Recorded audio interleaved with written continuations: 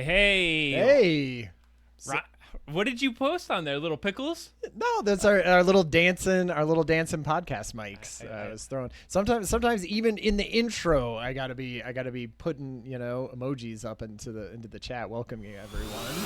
What? Anonymous just subscribe. Cheers again, sir. Cheers, this is a multiple subscribe show. Did we get the hype train? Oh, we're at 93%. Oh, I don't think we've ever had a level 2, have we? I don't think so.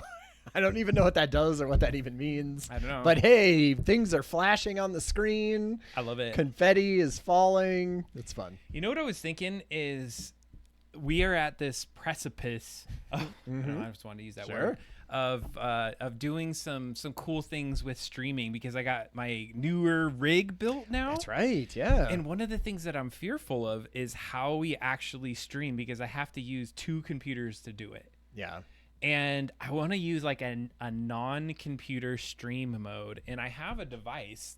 A non-computer stream mode? How does that work?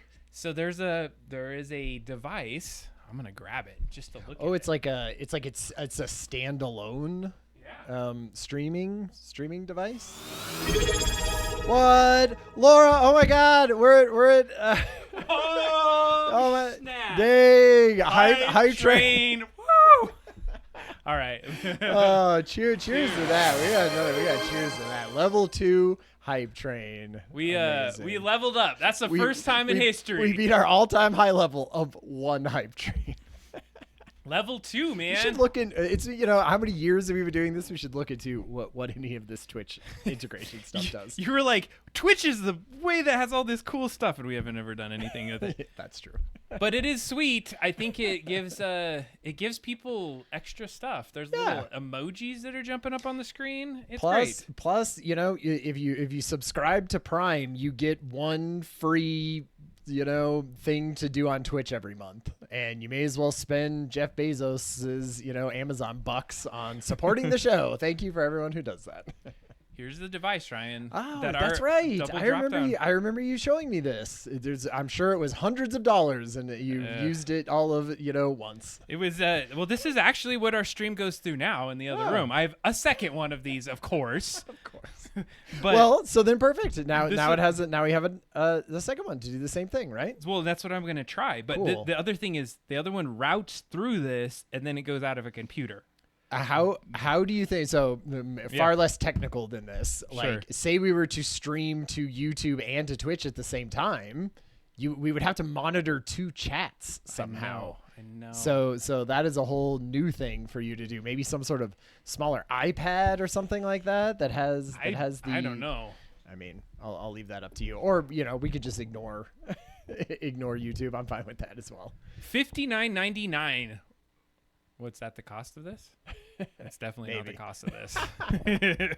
Yes, actually, that was the cost of it, Stealth Mouse. You got it. You nailed it right on. 100%. Got it on sale. Oh, God. Don't look Maybe that up. add a zero to it. Or something. That's what you said. You said. I did say that, didn't I? Uh-huh. Oh, man. That's great. All right. You're like, Stealth Mouse is unsubscribed from the channel. Hype train Hype train demoted. derailed. Derailed crash. Oh, Amazing. my God. Oh, man. Nightbot is because you put a URL in there. Nightbot can't put URLs in there. That is messed up because Mike Azul is quite literally one of the guys that should be able to put URLs in here. Effing Nightbot. I'm telling you. Always. This Nightbot. was a Ryan decision. I just want to That's make true. sure. Unilateral decision to bring in Nightbot. There was y'all are too rowdy. What am I gonna say? Like, I had security in there. Keep out the riffraff.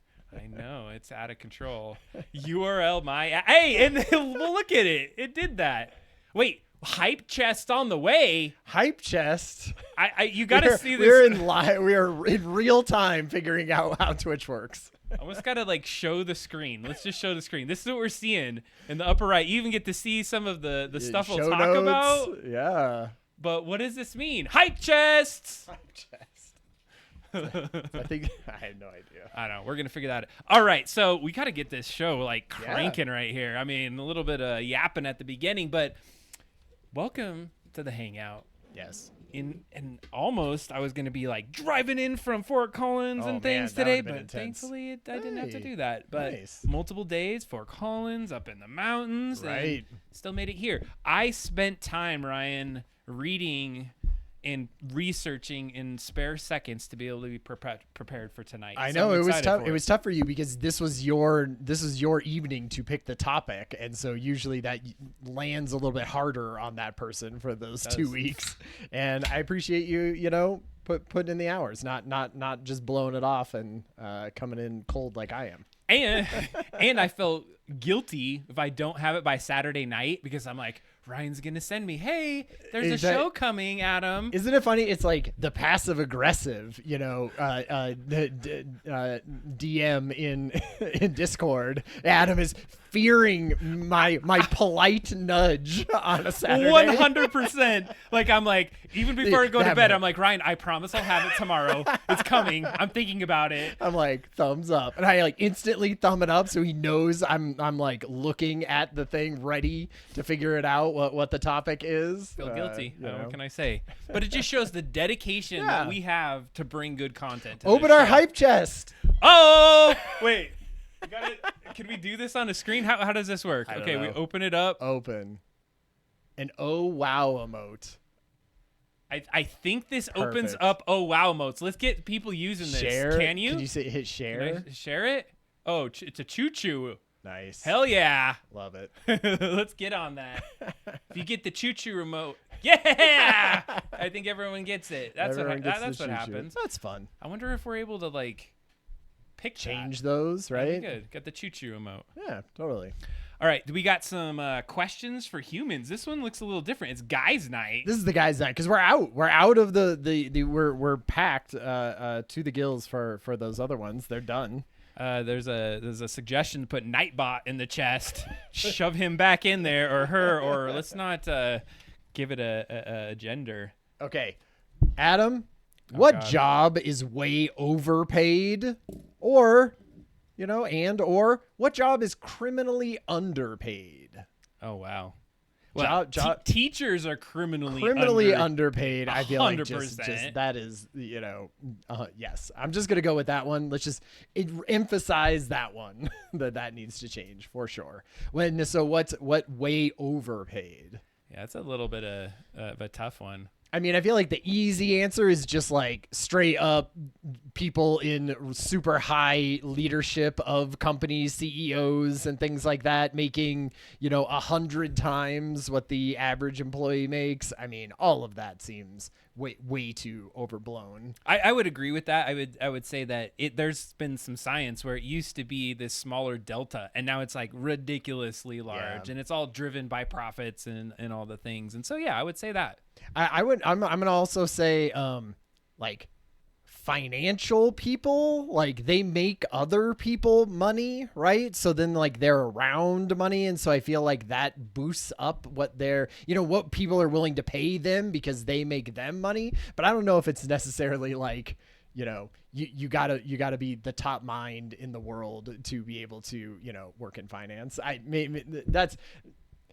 don't want to offend any financiers out there, but I feel like that one a little overpaid. Could be. I have an interesting one, and I want to talk about it. The chat's saying sports stars. Yeah. And so I kind of have some thoughts on that. Okay. Because on one side of the house, I used to say that myself.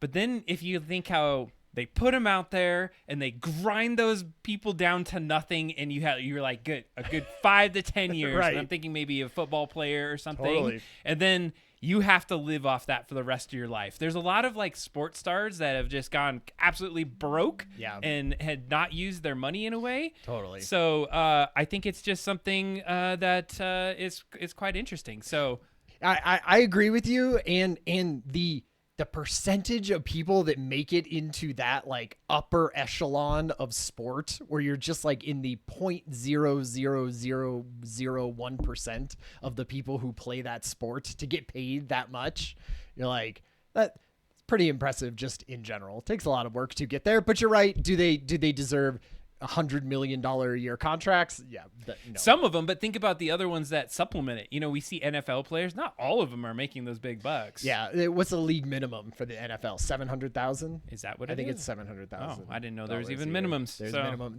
Sports have minimums for salaries that you get. And what really sucks about sports is if you're in like just below pro, you're making, $30,000 a year. Sure. And then you're like, boom, now I went pro and now I'm making, $900,000 a year. It seems like that delta is quite huge. It is a big one. We got a good one, CNAs, some of the medical professions out there, the people that help. Yep. Like I feel like some of the really tough jobs that get you dirty and messed up and whatnot probably don't pay that much. Yeah. And I don't know.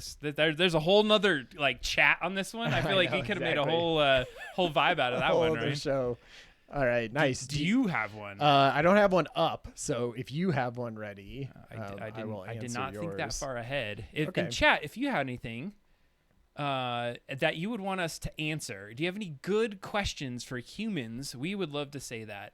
What's a small, quiet joy that always finds you? I feel like I've said this one before. I think we did that one. I think I said coffee. And I think I said... Okay, here's one. Windows. You ready? I could do one. Okay. What was an early podcast or web series that you fell in love with? Like something way... Like when those were just sort of getting off the ground and you were like, oh my God, like there was just something that sort of started you down the road of listening to things or not... like straight up watching TV, basically. And so you're going like listening podcasts, or it stuff. could be like a web, like an early sort of web series. I think people, did those. I remember from like, mid the 2000s. Angry Video Game Nerd. Ah, okay, that's a good one. I remember just like loving his character. I was like, is this guy real? No, that's a character. And so he was a really good character. I think he motivated me in a lot of ways. That was a fun one. Nice. Yeah, that's a good one. I like that one. I remember one of my very first ones was a video game podcast called The One Up Show.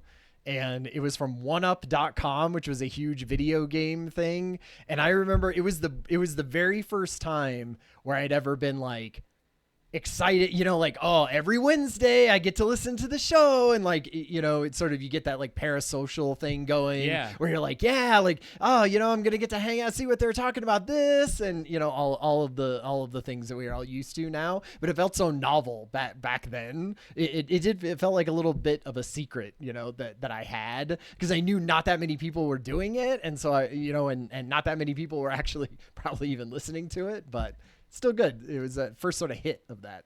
I like that feeling, and I think we're getting back to a time where like niche things are gonna be really important. And one thing too is, we'll talk about this tonight, is the main theme is going to be around creativity becoming instant. And I think back in the day for us, even 20 years ago or so, when YouTube came out, what, 2003-ish, and that's when 7, right? Maybe I feel like there was 2003 was, you're right, it was the social media started, and that was like MySpace and but when it came out and these things, you was like, let's go viral, or you could like have a podcast, and then there was big ones that you'd go with, and now it feels like it's hard to get to the top. Well, there was no platform there, right, for them. A lot of it was like, oh, I'm gonna host it at this one spot, and who has the bandwidth to download a whole thing, and then what am I gonna do, listen to it on my computer? It was sort of like when smartphones and things like that started to is when they really hit their stride. And I think Mike Azul did something with some streaming. Was it Justin TV? I think it was. Nice. He used to work for a streaming company. I would love that. And it was interesting. So I think that was probably a good one that you called out. I like that time period and those kind of things. Yeah, I like Dr. Horrible in the chat. That one was great. I love that. All right, so my question would be, what? I had a couple of them here. Crap, I lost it. It was a good one too. Oh, and I think I tried to cross it out. I thought I was at the very end. Shoot. I think it's like, what would be one thing that one truth that you've come to accept and live with? Or what's one thing that you just finally accepted and say, this is just how it is? It's an emotion or a truth. And I have, one. Yeah, good. Yes, please. You just are never going to have enough time with people that you care about. Right. And it sucks because it feels like every possible second you just never have enough time. And I always felt like you could get that, but that's the truth, that it's really hard. But I've kind of said, just going to make the most of every moment that I have with people. Yeah, totally. Let's see. Something that I like a hard truth, or just sort of something that you've come to over the years. Yes. I would say like, well, definitely that you're not going to have enough time with people, but also just that like your conceptions of people is not the same as their thought of the world, right? Like we all have such a, we try, like as human beings, we will like look at someone and sort of take a bunch of things that about them or whatever, and like put them onto that person and be like, that's who they are. Right. And you're just like, people are so complex and have so many things that they are thinking about and doing, and have such diverse backgrounds, that I feel like it's almost stupid to do that. Right. I love that take on it, because you're almost projecting yourself in the surfacey elements of someone, and you're like, oh, that's who that person is. And that's how human beings, that's it, like we need to do, right? Because I need to just take what I know about you, which is sort of how you act and the mannerisms about you and what I know about you, and put together a picture of you, right? And that helps, in a lot of ways, but it also means that it's like super into bias, and you just saying like, yep, that's that person, and convincing yourself. And it's there was a term for this. It's called the ladder of inference. And what happens is you see like one or two things about a person, and then you start to just say, well, that's what that person does. So somebody comes in to work late 2 times. You're like, chronic late person. Right. And now in the back of your mind, that's always there. Lazy, slothy person, Right. can't get their crap done, and then you attribute it to everything else. And so I think that it goes into that bias insight that you say. So it's like the implicit bias, right? Yeah. that you have for people. That's a good Nice. question. Yeah, thank you for sharing those.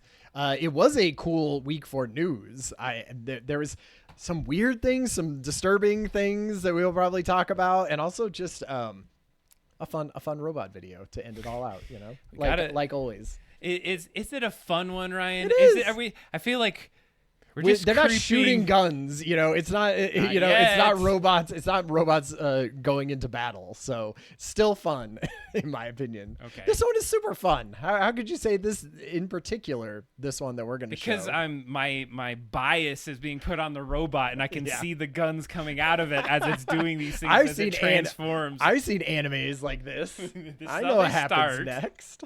Just need to get that little thing. So, are we ready for this, Ryan? Ready. From the Hangout, it's the news with Adam and Ryan. Woo. Gotta love those news stories coming in. News So, hits. top of the day. If you have a hot take on this one, we'd love to hear it.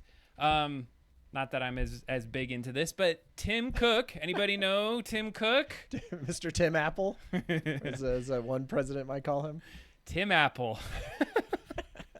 He's stepping down as Apple's CEO after 15 years. This is some big news. And there's a gentleman from inside the company. His name is John Turnus. So he's Apple's hardware engineering chief. Yeah. He's going to take over this September. You know, so normally we probably wouldn't talk about a CEO stepping down and somebody else taking over as the CEO. But I feel like Apple is sort of a different thing. Like they have had one for quite a long time. I mean, he took over right when Steve Jobs died, right? Or Fairly close. like right around then.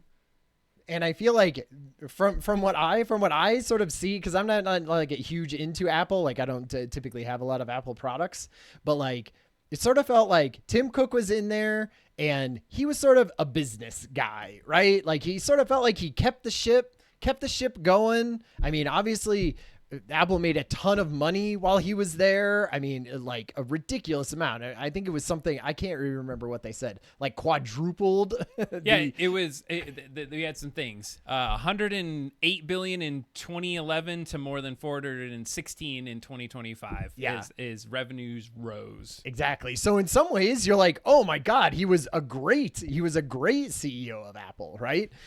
But then like a lot of times I see it as, you know, how many things came out under Tim Apple that did not do good. Like Apple is not like VR headsets and basically just anything that wasn't the iPhone. He was just like cruising in on the iPhone. And yes, they kept selling iPhones, but literally everything else that he tried was not good. Apple, like the AI stuff all went in the shitter, right? Like in some ways, I think like he was a terrible CEO. I don't know which of those two, which do you lean more towards when you hear those, when you hear that argument? I remember the earlier arguments when they said that Steve Jobs had died. They were like, that's like the death of Apple. They're going to start doing stupid things. And he was very particular about his approach, and everything had, you know, a very humanistic purpose, and it was going to solve a problem. Yeah. And he would push for these things. And then we started to see some new products come out that they were like, yeah, Steve Jobs would be pissed if he was here. Yeah. And so I feel like it lost a little bit of its like heart or its thread when Steve Jobs died, but they just were able to like ride on the coattails of what Apple had built with already. the iPads and iPods and iWhatevers. And they were able to continue that because then everyone seems to be on the boat with it. So I feel as though there is some change. Because they want to do something with AI. So I see in the chat that Mike Azula, he's like, they're interested because this guy's a hardware guy. Yeah, And exactly. not That's what I heard. AI He's a focused. product. He's a product guy. Yeah. And that's kind of that's what Steve Jobs was. He was like making a product that people wanted to buy, right? And it was new and innovative and everything. And so they're hoping that this guy can come in and do that. Now, I don't know, 25 years inside of Apple, I don't know what kind of new breath of fresh air you're going to bring necessarily being that high up, but maybe, if he's given the reins and he could do something cool. Yeah, I just think, it's a polarity, right? Sometimes you want the nerd that comes in and is good at business and makes you a bunch of money, and then that starts tapering off, and you're like, oh man, we got to get somebody in here that's new and innovative, and so you switch it out for someone new and innovative. I don't know. I think the story though is true. It's why did you not have someone with AI focus? Yeah, that's one of the challenges with Apple right now is their AI stuff is kind of stinks. Because what they did what Apple always does, and we talked a little bit about this when it happened, but like Apple isn't a newcomer into things. They did not invent the smartphones necessarily. They did not invent the MP3 player. Like they didn't invent any of those things, but they came in right as they saw it that it was going to be popular and made a slick, awesome version of it and then sold 1 billion of them, right? And so what they thought they were going to do is they were like, people are going to do all this stuff. They're going to have to be in AI things. And we're just going to like swoop in and make the kick-ass AI thing. Right. Or whatever. Or we'll just, and that's not how AI works. Like you can't just come in at the end and steal the stuff. Like you have to have built it up into your company. The entire and AI time. is a different beast. Exactly. You have to, and I bet you some marketing person was like, oh my God, thank goodness. AI, I got it. Apple Intelligence. This is going to be so perfect, It writes y'all. itself. It oh writes my itself. God. Yeah, where are you at now, buddy? Yeah, exactly. That seems like all they had was that fun. One of the things, have you heard about the Neo Apple machines? No. So they apparently had a bunch of different parts and things that they were able to create a very cost-effective Apple MacBooks or whatnot. Oh. And so it blew up and they sold out, and now they're like, oh my God, it's super popular. And I think they had these like fun colors. I think they're called Neo or Neon, but it's a that's huge classic thing. Apple to put colors on their But the thing is, they're cheaper now than actual like other laptops because of like a the Dell. hardware, because they do all of their own hardware and they build their own things, and so it's apparently a massive success, and people are like having some debate on that. There you go. Well, yeah, one a last laptop thing with the chip from the iPhone is what it is. And so if Interesting. you haven't heard about it, people are like buying them up, and they're like, yeah, this works for a lot of people that didn't need that excessive amount of power. But they're used to an Apple like system and it connecting to their Apple stuff and everything, as opposed to having an XPS. And it's like $600 or something. Yeah. I mean, it's still a little like higher, but still an Apple, and people like, oh, like it's not the Apple. It's so nice. And if, like, what are half of people are just browsing the internet on it probably anyway. All right, so let's move on. This one's a little bit disturbing. A little darker here. 2 things happened in terms of the AI world. And I think this is a divide moment, and I want to talk about this one, but we're going to call this warning shots. And it's the divide of the perspectives on AI. So it's kind of becoming universal. And what I mean by that is I think that as like tech people, like we've been in it. We've been talking about it from the get-go. Right. But we're starting to see people having very strong opinions on AI that may not even be using AI whatsoever. So this goes in that dystopian future, like the have AI people versus the ones that are going to be completely against it. So if you're familiar, Sam Altman, he is basically the figurehead, the one that is running OpenAI and ChatGPT, CEO. And there were 2 violent attacks over 4 days on the guy. Yep. Number one, somebody's throwing Molotov cocktails, and then there was somebody shooting. At his house. At his house, okay. And then at shooting at his house as well. Yeah. And I didn't know this, but he's married and he's gay. I didn't know that. I did. Yep. I didn't know that. I mean, not that's a problem. I just thought it was interesting. I was like, oh, he has a husband and a child. Yeah. Which I didn't know. It did, I didn't know he was very private. It did take me a little bit, but he was on the Hard Fork show, which has a gay host, and they were talking about it and things like that. This was a year ago probably at this point, but I didn't know at that point.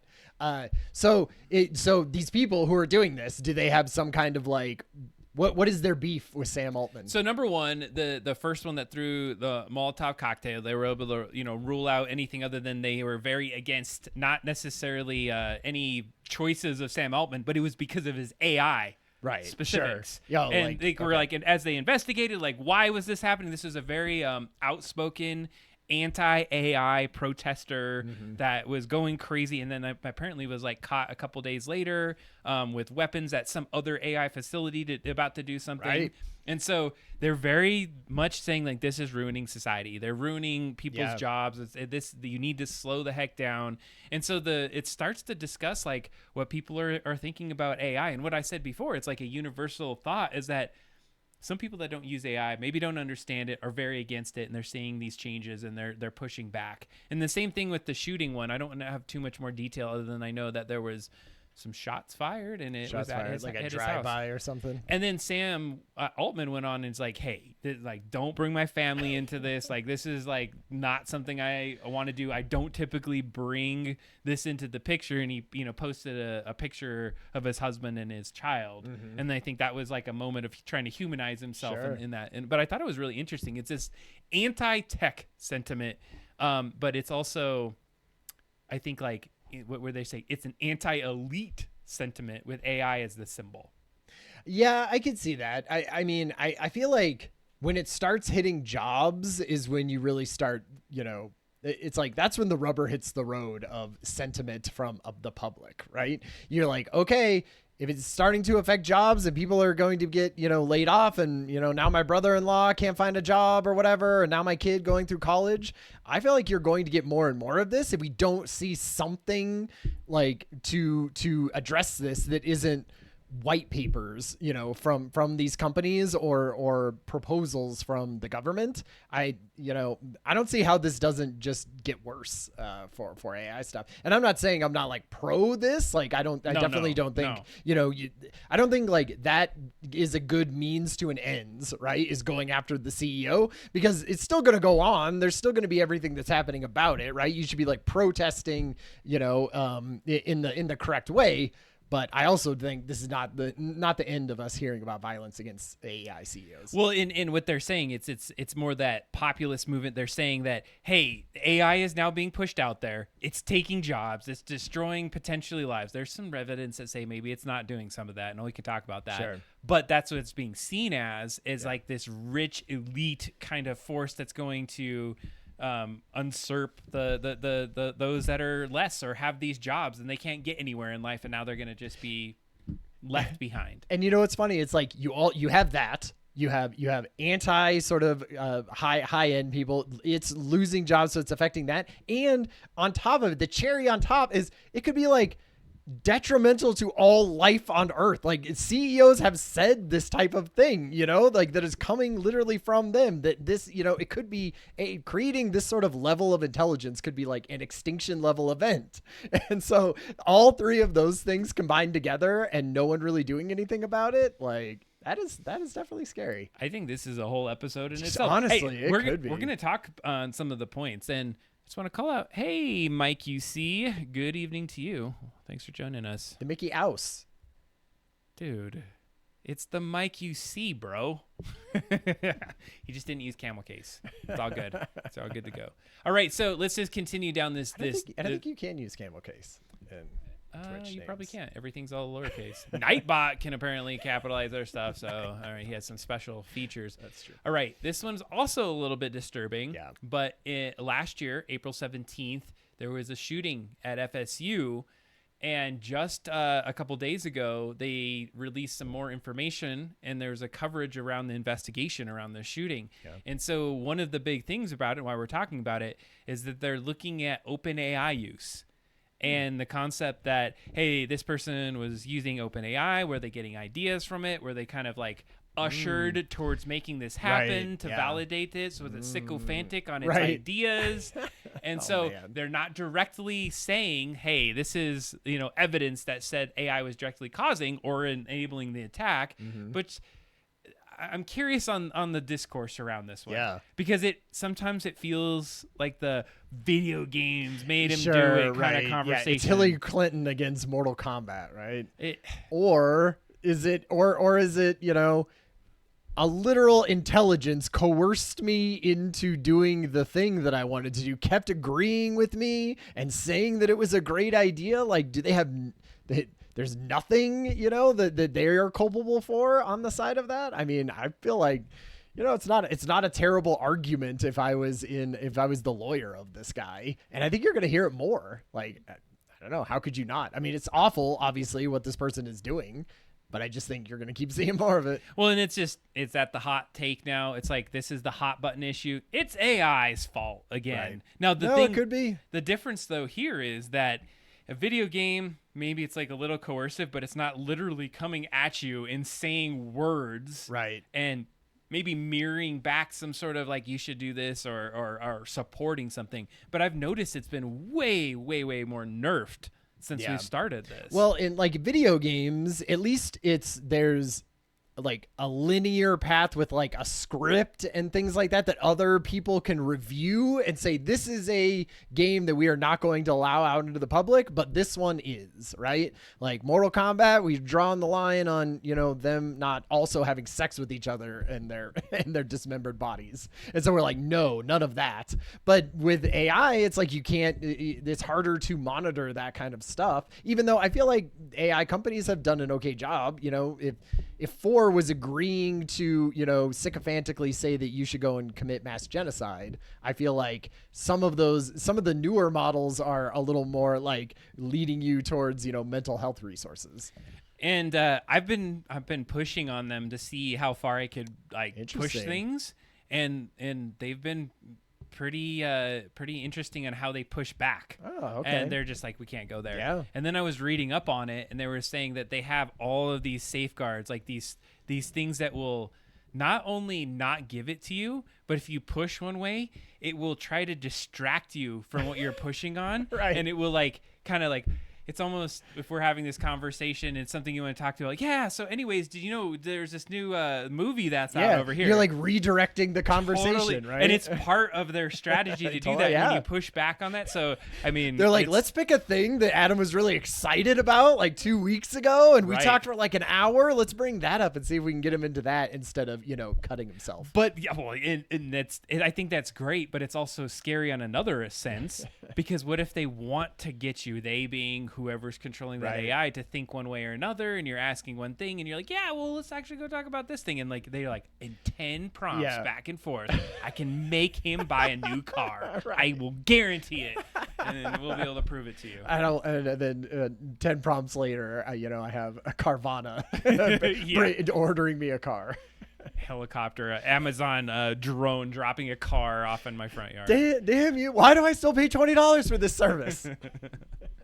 I don't know. I feel like the hot take on this particular article and this situation is that we're going to see a lot more of it being pulled in the news and people saying, hey, is this influencing people? Right. But how the culpability of people in crimes, I think. Let's take a little lighter look on this one. You want to explain this article, Ryan? This one's, I think, pretty fun. This guy posted in the chat. This went around a bunch, or not in the chat, in the Discord. And it's, they were talking about, did you ever own a pair of Allbirds shoes, Adam Pocious? I feel like you were into sort of cool shoes. I like shoes, but I didn't know about Allbirds. You didn't even know about Allbirds before this? No, I didn't. Okay. So Allbirds was a shoe company. I think I knew about them because they used to do a ton of podcast ads. Okay. Like there were tons of reads of people who had podcasts that would talk about their Allbirds that they had and how much they gave it to charity and all this.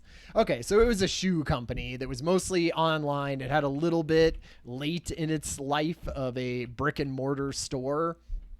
And, at some point it went under, or it was getting close to going under, and it went, I don't know if it went bankrupt, but they sold all of their assets, say, to someone. And then they were like, all right. And it came into the news that they are the shoe company, the online shoe company, is now pivoting to AI. And that just sort of record scratch company announcement was the thing that, made a lot of people sit up and talk about this. You're like, all right, we're throwing the shoes out. F it. Mike Azul, are you still out there? Is this like, are these those shoes that you get? I feel like they are. They are. I heard that they were not bad shoes, right? They look like great shoes. They look cool, but they must have they spent too much on podcast advertising, because they did sure spend a hell of a lot on podcast advertising. Yeah, like they would buy a bunch of ads in like every podcast that you heard was talking about their Allbirds shoes, and here's where you go into Allbirds and get their stuff. Like that's where I knew them from. That's right. Mike Azul has Atoms, ATOMS, which are amazing. He has some really cool shoes. Nice. And he keeps them very uncreased, by the way. I don't know if you put something in the toes of those, but I think sneakerhead, huh? I think that's funny. The Allbirds being the name of this. So what are they going to do with AI? What's their thought? They're just like, they were really good at being able to predict things, right? I thought that was part of their. Is that what they're company. saying? Yeah. Well, I guess predict things in the sense of like be able to promote a thing online, and so they'll probably use some of the like the goodwill, I guess, that Allbirds has, and the reputation, I suppose, and spin that into this new effort. Yeah, I don't know. I don't remember. Did it say anything that like the people of Allbirds were super into AI or anything, or did someone just buy this company's husk and then slap an AI, body underneath the skin? I feel like what happened in this case is that they probably had some really decent underpinning of AI, and they're like, let's jump on the train. We got a great name, marketing. We're going AI. It's gonna like reboost. That'll be us. fun. That'll be a fun news hit that we get for everyone. And the double drop down show. Maybe Adam will pick it for the news section. God, we can only hope. It's like they're gonna be like, hey, check out our sweet Allbird shoes. Every time you step, you're like, ChatGPT will talk to you and do a little thing. It's built into the shoe, so it gives you like reports at the end of the day about how many steps you had, and you can have a conversation with your shoes. I love it. There is a thing that I wanted to bring out, and so just as we're having this conversation, I put it in my cart for tonight. There's a thing called an AIPI Lite AI robot. It's $17 on Amazon. $17. And I found it today, and the only reason I bring this up and during the Allbirds segment, it is a character with voice cloning GPT model access. It's a little device that you can then talk to. Okay. That it apparently connects into your ChatGPT. Sure. And the reason I brought it up is I was just thinking like how pervasive AI is in every possible product, every little thing that you can get out there. That it's barely more than 15 little bones, you can get a little companion for you. And that's what I'm saying. Like, what are they going to do with shoes? Are they going to put it in your shoe? Yeah, I don't know. I don't know what the AI in my shoe would. If they're, I'm trying to think of anything that would be useful with AI in shoes. Yeah, you're like your feet stink. Get new shoes, Allbirds. And you're like, our AI figures out your shoe size for you. It'll track you. It'll be like a built-in like tracking, like for how many steps you take. Oh, okay. Yeah. Maybe like it can sense where my foot is and how tired it is, and so it like inflates or deflates parts of the shoe. That'd be fun. These are free ideas for AI birds or whatever they're called. They totally went all in. This is their whole thought. All right, next one up. Failed AI vending machine. We talked about this one earlier. This is a story like half a year ago. And so you heard about this. There was a company. They went into this business. They said, we're going to give this vending machine AI power, and we're going to put a bunch of crap in it, let it order, let it do things. Yeah, it was going to run the business, and the business was one single vending machine. Yep. And it could not handle it. And I think it gave everything away, and it started ordering things too crazily, and it did not work out. Yeah, and then it was like, I need 6 months of pre-thing, so it shut itself down because it was like prematurely going bankrupt itself. And so, bad. Of course, when you have a complete failure like of a vending machine, what would be the next step, right? You open an entire store and invest $100,000 to see if you could do it at a bigger scale. Hey, you're like, hey, we gained a couple GPT numbers, maybe 3.5 couldn't do it, but 5.5, maybe you can run it. So a startup called Andon? Yeah, sure. I'd say that's Andon Labs. They launched a real world store. It says in San Francisco, of course. So it's this AI agent named Luna. And so, of course, this is another experiment. So they probably are doing this on VC dollars. Let's like they didn't just have $100,000. Like, hey, come on, give me this. We're gonna give this thing. $100,000 feels like probably very little. It's already kind of a thing. So they gave Claude Sonnet. That's what they're using. They gave it a budget and said, hey, create a store from scratch. You do all the thing.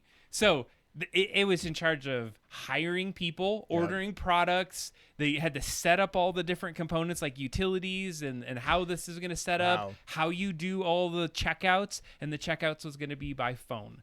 And so they call it the Anton Market. And what do they sell? What do they sell there? Boutique style goods like books, candles, snacks, and merch. Sure. And so it's tiny, right? Yeah, it's kind of like just a bigger vending machine. Sure, yeah, that's true. And a walk-in vending machine. But it took a theme too, like slow life. Nice. Was the that theme. feels like deliciously ironic. And so you go in, imagine going into the store, picking something up, and then going to the register or whatever, and there's like a phone on a stand, and they're like, hey, my name's Luna. Welcome to the store. What are you going to purchase today?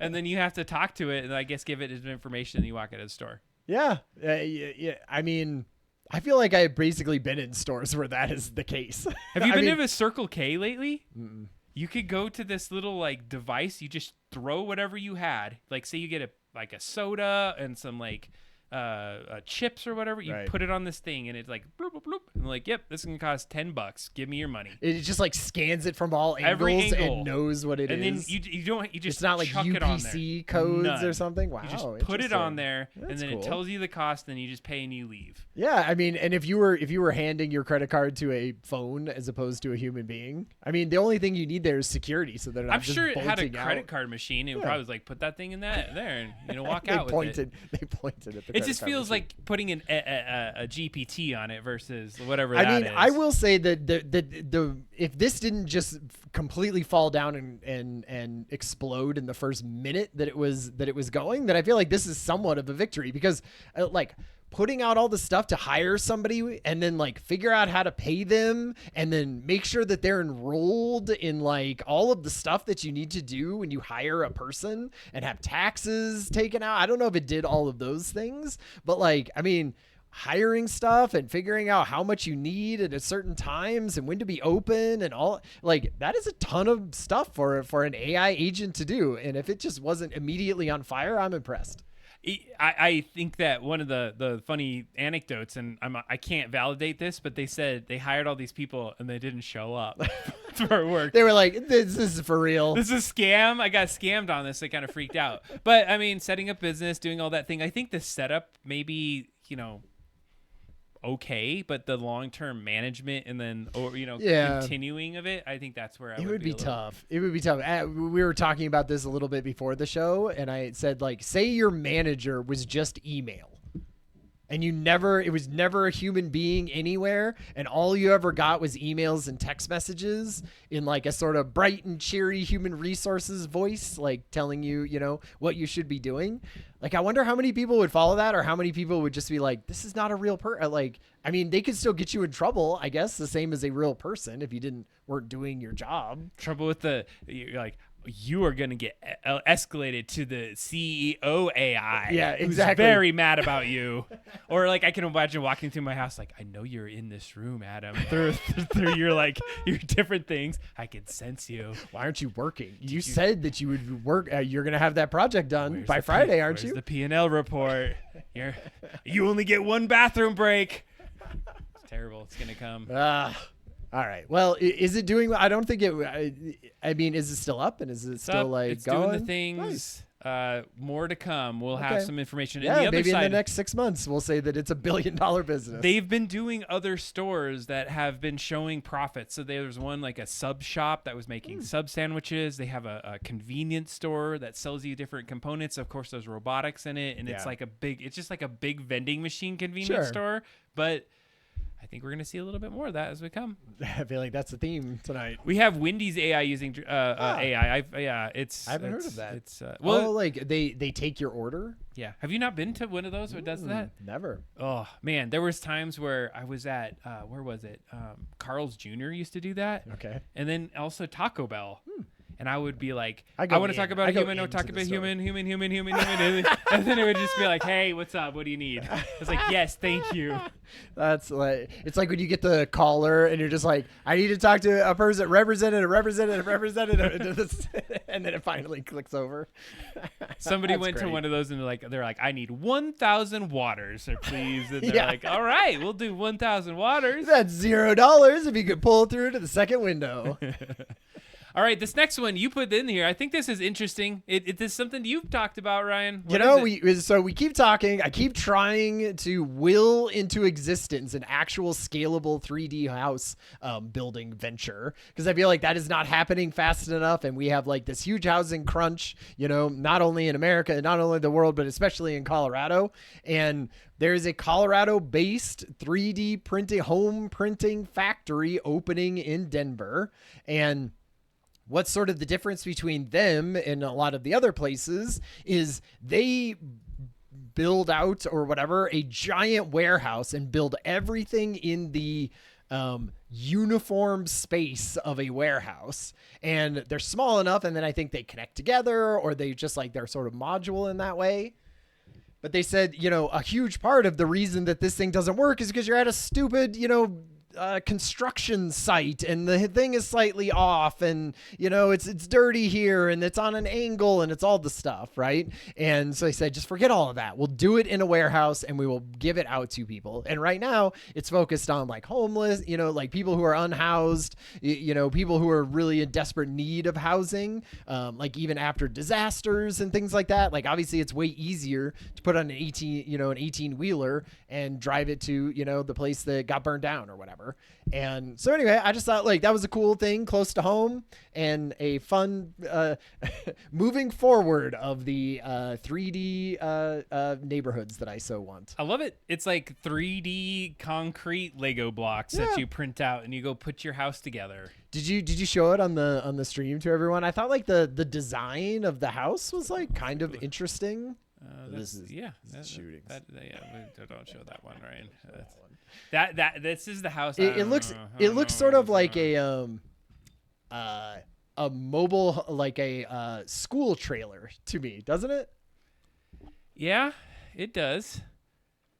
It's is this the only photo we have, Ryan? Oh, okay. Here's a little video. Yeah, see oh, if they go we're gonna inside. have to watch commercials on this. I guarantee it. When they have these little like floppy Denver things. 7 News. It's gonna Yeah. make us watch a commercial. 106,000 units. See? According to the Oh, State Demography nice. Office, that is the housing We probably shortfall don't in need- Colorado. We don't need to listen We to don't them. need to This guy listen. is yapping. When was the last time you watched a news broadcast? I don't like know. This? This is I don't. I think it's been interesting. maybe This at my is real? parents' house sometimes. Yeah, Is this real? this is AI. Yeah, you're like this is a weird, All creepy AI. All right. You know, it's got that rounded sort of look. Oh, I just thought. they're like on its side. That's actually cool. Like they did it on its side and then flipped it up. Yeah, and then the slats of the wood. I thought that looked kind of cool. Like, I mean, That I've looks seen kinda worse. bad. I've seen worse 3D printed houses. Let's just say that. All right. I kind of want to go visit this. We should go there and check it Yeah, out. let's do it. We'll talk to this guy. Yeah. Square Home. Or what did it I'm say? pretty sure. Oh, that looks terrible. Yeah, that doesn't look great, but He's- the houses wait, seem is that to be concrete? okay. Like that concrete pellets? We should probably listen to what they. We should have probably watched this before. Oh, look, Oh, wait, Jared Polis is in there talking about him. Yeah, this is great. Yeah. All Anyway, I just feel like that's Maxos. something that I thought we were gonna have literally 10 years ago, and I'm always just excited to see the progress. I know. Let's 3D print our own little Honestly. double drop down studio. in my Oh, that'd backyard. be pimp. Do it, Adam. We'll get that. All right, Get these people down here. Well, it's just some cross promotional synergy. Be like, double drop down. Huge. We bring in the views. Huge in Colorado. We would be doing you a favor by having you on and 3D printing us a studio. We will sponsor some of your stuff. It'll be amazing. I'm gonna whatever ad read you want me to read in a serious voice. You got it. All right, so robot dog gets smarter. This one freaks me out, Ryan. I gotta tell you. Why does it being in dog form? Okay, seems scarier. There's multiple things. There was a show, and I can't even remember what series it was on, that they took the Boston Dynamics dog, and so this article talks about Say what the article how is. Boston Dynamics is using Google's DeepMind to teach their Spot robot to reason. So they're giving it basically an AI brain into a robot. The convergence of this robot dog and now AI, so it can embodied AI, right? Like that's embodied AI is what. But like usually when I think of it in a human body. So yeah, not a crazy dog body, not a weird long neck dog body. They created an episode on some series where they used an actual Boston Dynamics dog, which you could buy, and they were using it to patrol, and it would kill people. What? In the show? It was in the show. Oh, it was a series thing, sure. And it was this whole like deal, and it was a police dog. I think maybe even was a movie, but whatever. And so here it is in real life. Find that movie. Because you watch those series, you're like, enhance, zoom, and you're like, yeah, sure. whatever. But I'm like, holy crap, the thing that they just said is like right here. So they're integrating AI into robots. Yeah. I mean, they've been wanting to do that. They've been wanting to do this for forever, right? I mean, all that like world building stuff that they did, and Google has that whole robotics with large language models in it.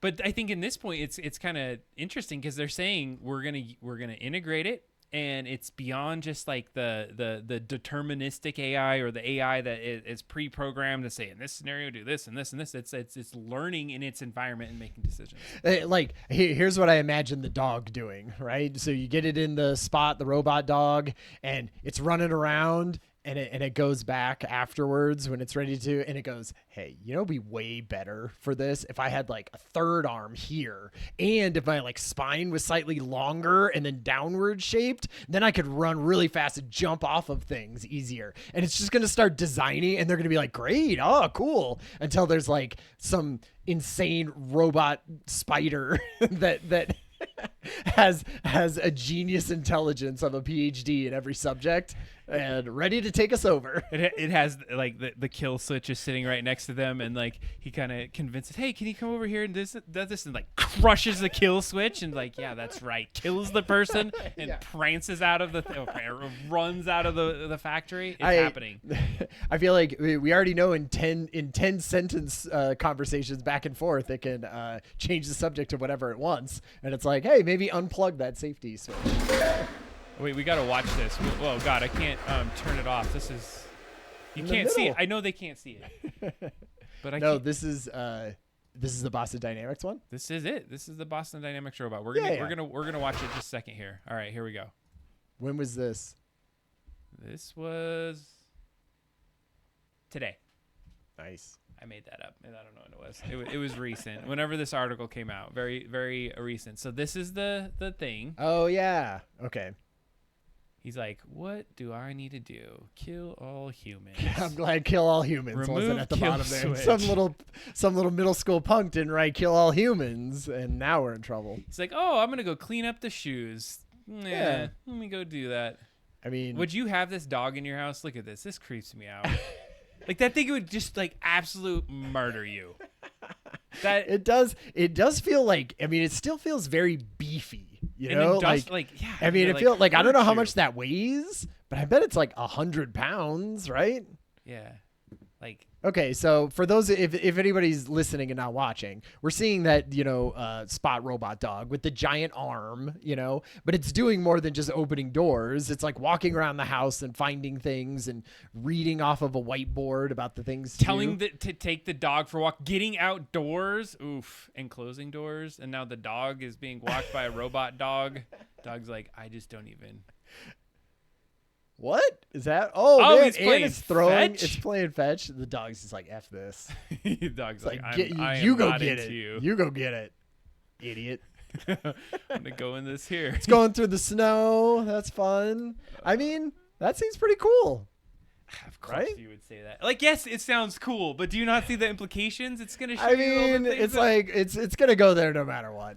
I'm feeling fatalistic today about all of this. It's pleasantly plump, It's not beefy, beefy, sir. sir. It's not a beefy robot. All right, we gotta get through these last couple ones. Actually, let's hit this one, and we're gonna get into robots. Or do we want to talk about this one? No. We don't have to talk about All right, any of that. let's get to fun robot video. Yeah, There's fun robot one video. more video that you have to see that I feel like anytime I see a robot video anymore, I'm absolutely terrified, Ryan. They I'm just get more and more terrifying. They terrify the hell out of me. Is this more or less terrifying than the dog? I don't know. I say dog more. You think the dog? This just looks fun. no. They're just having fun. No. There's no way that this is like, okay. So anyway, it's that Unitree, right? Is the robotics company out of China. And so this is, robots on I wheels. thought it almost looked like it was like 3D animated when I first watched I this. did. I also thought that a little bit. And because it does have that, or just, The camera's too vibe. damn good. yeah, like the whole thing and some of the stuff, but apparently This is not. real video. Real oh my video. god, that flip. That's creepy. And because you know what they do, like the reason that these could do, they always have like them kung fu fighting, or whatever, right? Karateing and doing all of that is because they could just mimic the human who does it. So somebody has actually skated around like this. And then they just recorded those exact movements and brought it into here. Like I don't think this robot is like coming up with this. It has to routine still be by able itself, to but it has to stand. catch it. It has to be able to catch itself and everything Yeah, if it's gonna there's fall over. things. But like This is it's not. terrifying. It didn't come up with this routine. This which I thought was kind of neat. The Ice skating right now. Yeah. Let's do. Let's get robot Olympics. Where's that? That sounds terrible. They already have that. Well, I watched one robot similar. I don't think it was a Unitree robot, but it was trying to go past this finish line or something. No, or it go was over. It was starting the finish. It was. We should show that one. Do you have Do- Discord up? I put it in Discord. Oh, it's in the Discord. All right, And let me yeah, find it. so there was a bonus. There was a there's a big race that they do in China. I don't know how often, but they put robots against humans in a marathon or something like that.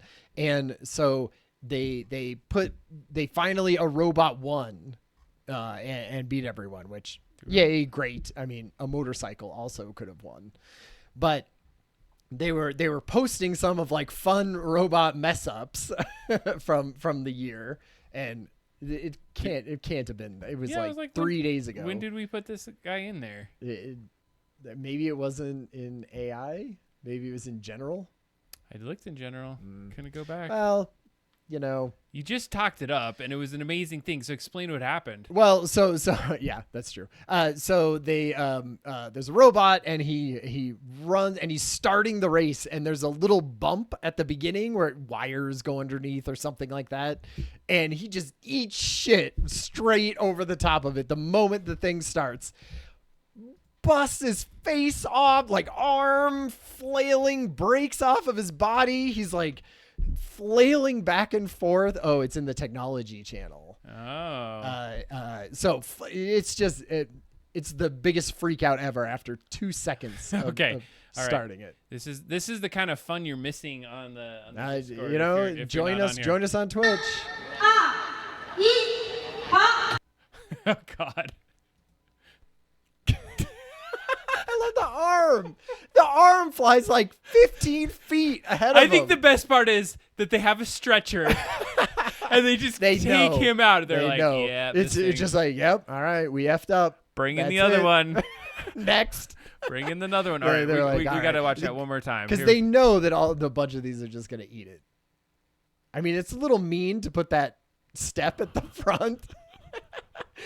Oh, it like really flips out and then it just gives up. They had a kill It's like- switch on yeah, that. exactly. had a They were kill like, switch. somebody was like, unplug this thing. Man, That was nice. that was a Those are fun.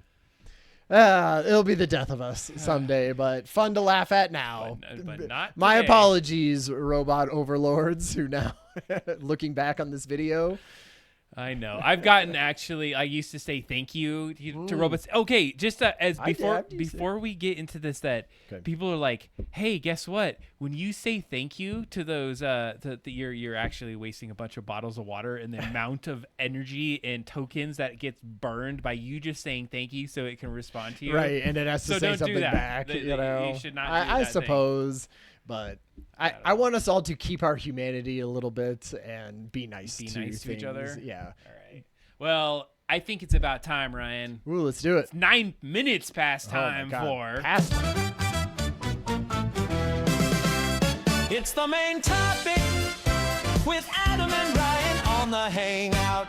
Woo. Oh man, is it time for the main topic tonight? So The main I event. have been thinking about this one for a bit, Ryan. Yeah. And I know it goes into some like earlier topics that we've scratched into, but the concept tonight, I didn't really even have a great title for what this is. I kind of thought about it. I thought about like too abstract for the a title. democratization of creativity and innovation was okay. like an idea that I Yeah. came with, but I'm thinking when creativity becomes instant, what still matters anymore? And this has been something that's like really getting to my core, and it even kind of goes with what we do on the show or Right. whatever we do in Tons just of like stuff.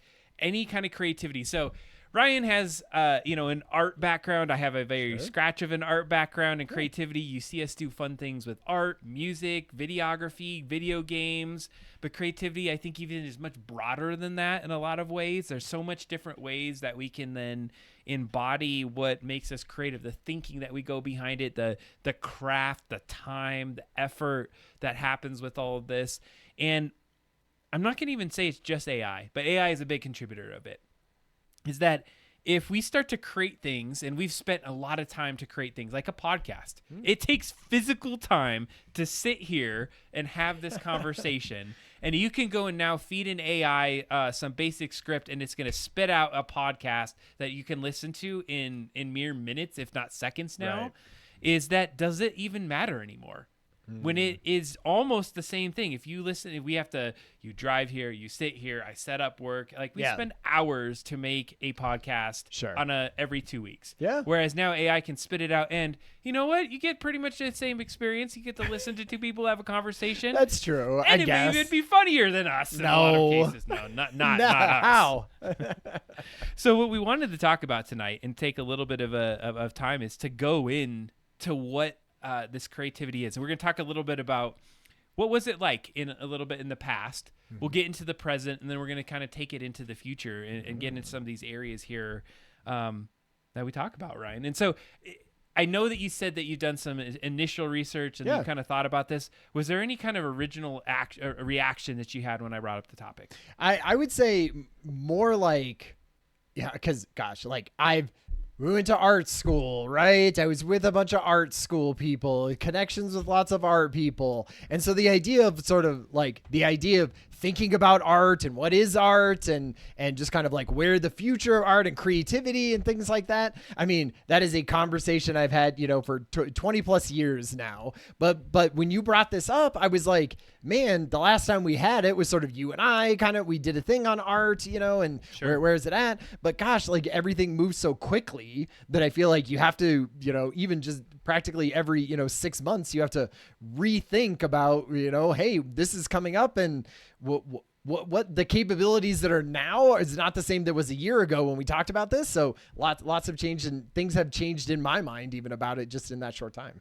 No, I think that's a good take. And, where it starts to really scratch at me was it takes so long, or used to take a long time to learn the craft, to like build up skill. What did they say? It's like 10,000 hours that you They've have sort to of do. debunked that, but we'll go with it. But you go with but it takes time to create a skill. Like you're not going to be able to be a kick-ass graphic designer in 2 seconds, maybe if it was like 20 years ago.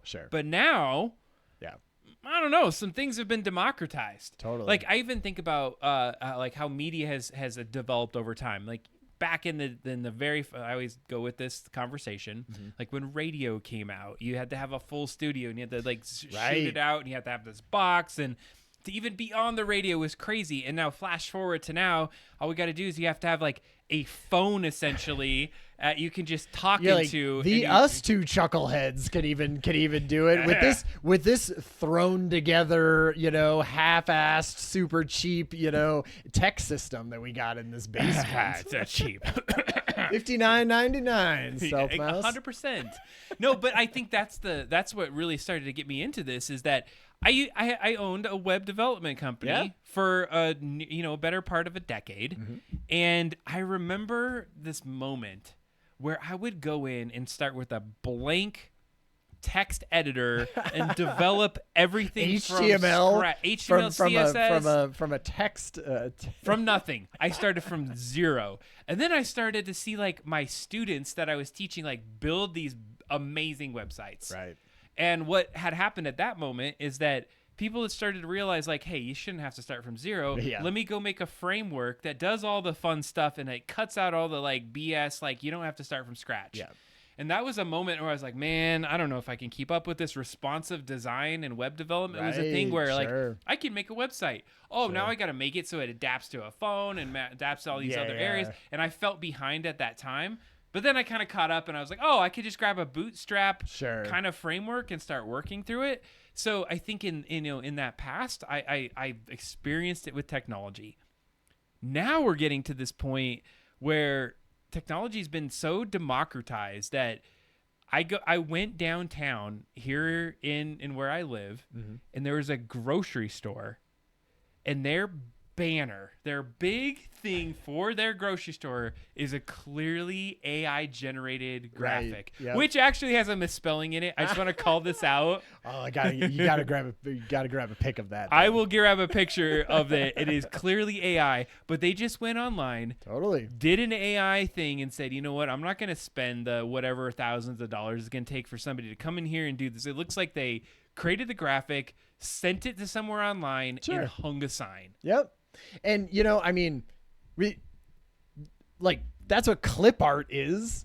Right. Clip art has been around for forever. Stock photos have been around for forever, right? Like I haven't back in the day, like I wasn't taking all my own pictures to do design work, I wasn't designing my own fonts for everything. Like some of that is like you're taking things and you're making it easier. When there was clip art, the person, the intern at the company, they could make their little sign for this week's potluck look a little bit better than text on a printed out piece of paper.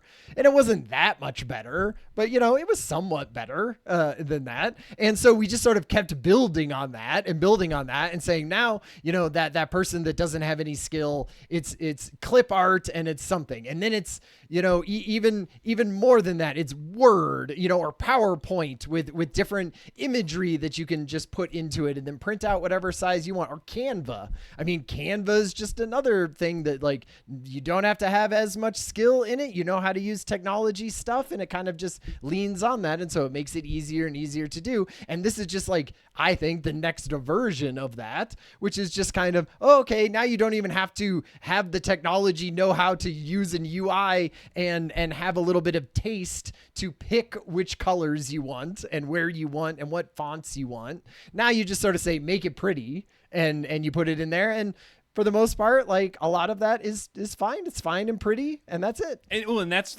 you hit the point perfectly. Is that it's lowered the barrier to entry, and it's gotten up to the quality of where you're not looking at like terrible clip art and professional designer. Now it's like, I wouldn't say it's 100% leveled, but you're like within an 80-20%. And most people that go by that sign are just like, okay, there's a grocery store. Cool. I'm going to go in there. And they're not going to like a designer is like, oh my God, that's AI. That's some BS. And there's a bunch of people that are just going to like, whatever. Totally. I'm gonna go there. That's exactly right. We're gonna get into this to all other, lots of other stuff too. But even like music, like we'll talk about creativity in music during this, I assume. Yeah. And at that point, you would say like, well, there's music that I really love, and I know the band members, and I know that, but there's also just music that just kind of plays in the background of your life when I need something to study to, or I'm washing the dishes, right?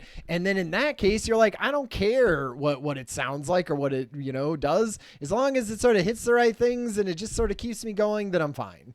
And I think that's where, we're talking about this art stuff. It's like the sign that is above your door, that says open or whatever and has fruit on each side, like, a hairy designer, could have done that, and you would had to have paid them a little bit to do it. And now you don't have to. Like that I feel like is the way of technology, but it's moving so fast in this case. It doesn't seem like it's replacing a majority of that sort of low hanging fruit. Well, and I think you're getting into the core here is that right now it's more this shift, and so we call this the shortcut era. Is what I had kind of designed or thought around this, is that we can make this thing happen so quickly anymore that the artistry of it, the if you put in the extra effort, you're gonna stand out now in an older way. Sure. All right, so you go and put in that effort into your sign, you're pixel perfect, you get every little element of it.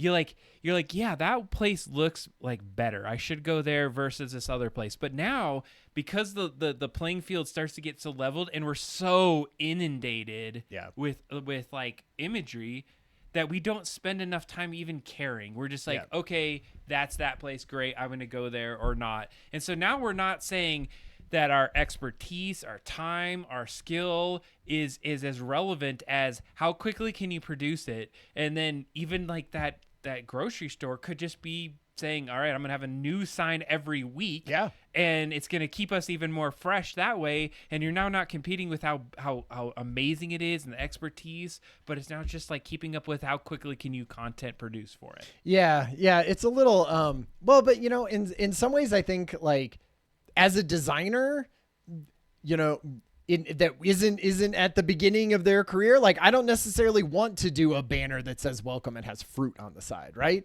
Like, that is not a very exciting opportunity for graphic designers to do so. Like, that is the churn of stuff that just needs done. There needs to be a banner, and it needs to say open, and it needs to have fruit on the side, right? And before you couldn't do that unless you paid somebody to do it. And now you're kind of like, we don't need a graphic designer for that. It's utilitarian almost, right? Like, it's a commodity. Like, you just need it done, and you didn't need someone. Now, that sucks for all the graphic designers who like started out in that, right? Like, you need to be able to start somewhere where you're designing crappy little banners that say welcome and have fruit on the side, right? And you need that to be able to learn about it and learn about the business and hear about all the things and learn all the hard stuff and interact with people and show them your design and get cut down and all the things that make you a, designer that you are today. But if there's none of that crap work, then, I don't know where you start. Like, do you have to start out higher up, I guess, than that? I don't know if it raises all boats, but that. So let's pivot this conversation away from maybe designers, and let's take another thing. And we're in. So if you're a musician, and you spent like a majority of your life learning to sing, working at your craft, at designing your sound, and playing a guitar or some sort of instrument, and now AI has gone in and learned up on all of the people that do that. They know what's going to hit those right chords, and now they can produce what took you decades to learn, and now just a couple prompts, and it's relatively close, if not sometimes even better than what you can produce. Right. That is where we're at, to where it's not even anymore like, hey, I spent like 6 months to make this song. Yeah. Now you're competing with, hey, how do I get seen? And the only way to do it in this economy is to just churn out things nonstop, because now we're starved for getting that attention. The attention is finite. The ability to produce is infinite. You could just chuck out things nonstop, and that's almost what you have to do. Is like, even we're dealing with this with our shorts. If we don't do shorts, like, super often the algorithm's like, nope, these guys can't produce crap. We're going to look at something else. You have to constantly be producing. And so then the content you produce, does that matter anymore? Not as much as being able to just constantly push something out. And the platforms, this is what platforms want, right? Like they wouldn't tune the algorithm to that if it wasn't the thing that, that doesn't make the algorithm. They can control what does that. And so they want the algorithm to be like, you should be putting out stuff all of the time because people are insatiable, right? And they want something new all the time. And so if you have a million shorts to show them, then you can decide what they want. And so that's where I feel like, it's hard to push back against that because that is where you're trying to get the only thing that you can do, which is try to ride the wave of all of this stuff and be like, hey, look at my things. I mean, it's no different a lot of times if we're still talking about, sort of act one, like the behind stuff artists. Present. This is more present-ish. Well, like artists have always had to not only be good at the thing that they are doing, but also promote themselves, right? Like there are tons of amazing artists that you've never heard of, right? Mm-hmm. A million songs that you've never heard because you don't know the band, but would be your like next favorite band that you've ever seen, right? And that's just because they don't have the attention that some other band does, right? That you listen to all the time. And so artists are always trying to be like, hey, I need to do things that are interesting and different so that I can rise to the top and be noticed above everyone else. And it's just kind of turned up to 11 right now. But that's the thing is we're saying is that because you have to churn out volume, you're giving up the depth. You're giving up that time to like, you spend to build something that actually has meaning, because sometimes it's not about volume. It's a quality versus quantity conversation. Sure. And the Mike UC says it great. Like games are doing it too. They're like these live service games instead of creating like an experience and an art piece that you feel like there's this cohesive narrative of a story. Now it just feels like a numb middle ground of a game, and you get that fun of an experience, but you don't feel connected to it. You don't feel the depth of it. You don't anticipate it. You're not waiting for that moment where you're like, oh, you feel it and you like have a deep emotion around it and that you have a resolve and then you think about it afterward. You're just more like thirsting for that next hit of this like little bit of a, oh, there's my favorite person and they said a thing. Yeah. Yeah.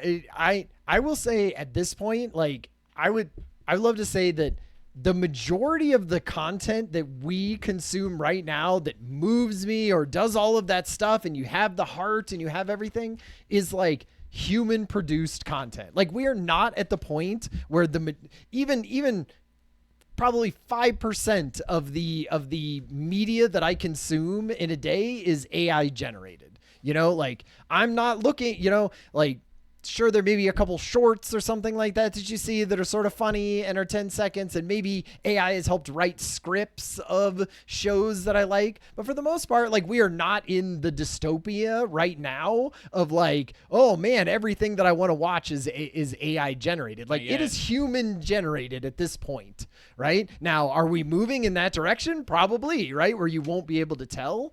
But for right now, at least we're not. And, so we'll get this in the future, but like, there are things that you can do to, promote artists like that and everything.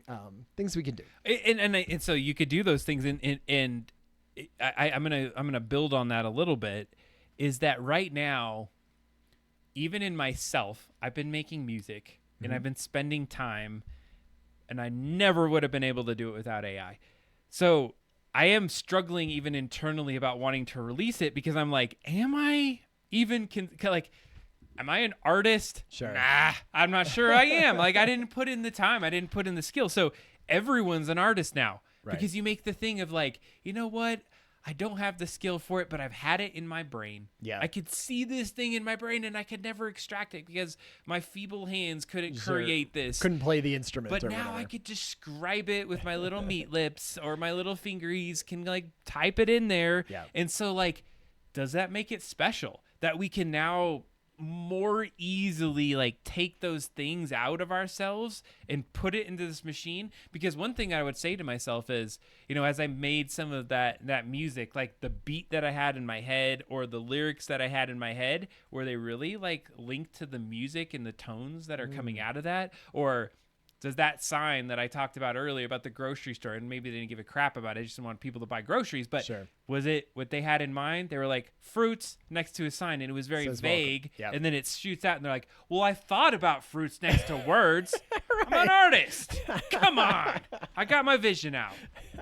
And so I think, and so what I said about that is that maybe that it still creates these niche art, like communities. So let's say we think similarly within a group, and so we all can understand the artistry that we're coming out with. So the way that you think about maybe like a more like a cartoony character that comes out, and there's other people that think that similar way as you, and they're like, okay, I could vibe with this guy because I think similar kind of things, and now you create a smaller tastes audience. are the same or you something. have not. But the other side of it is that content now is just so damn cheap that this attention is really the currency that we're working with. And so are you okay being that small little niche group and you're just like in passion, or is it that we're designing just to engage anymore, and that creativity that we used to have around expertise, passion, and getting into it is really just being traded for,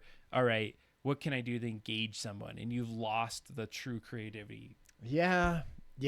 I agree. I agree with that.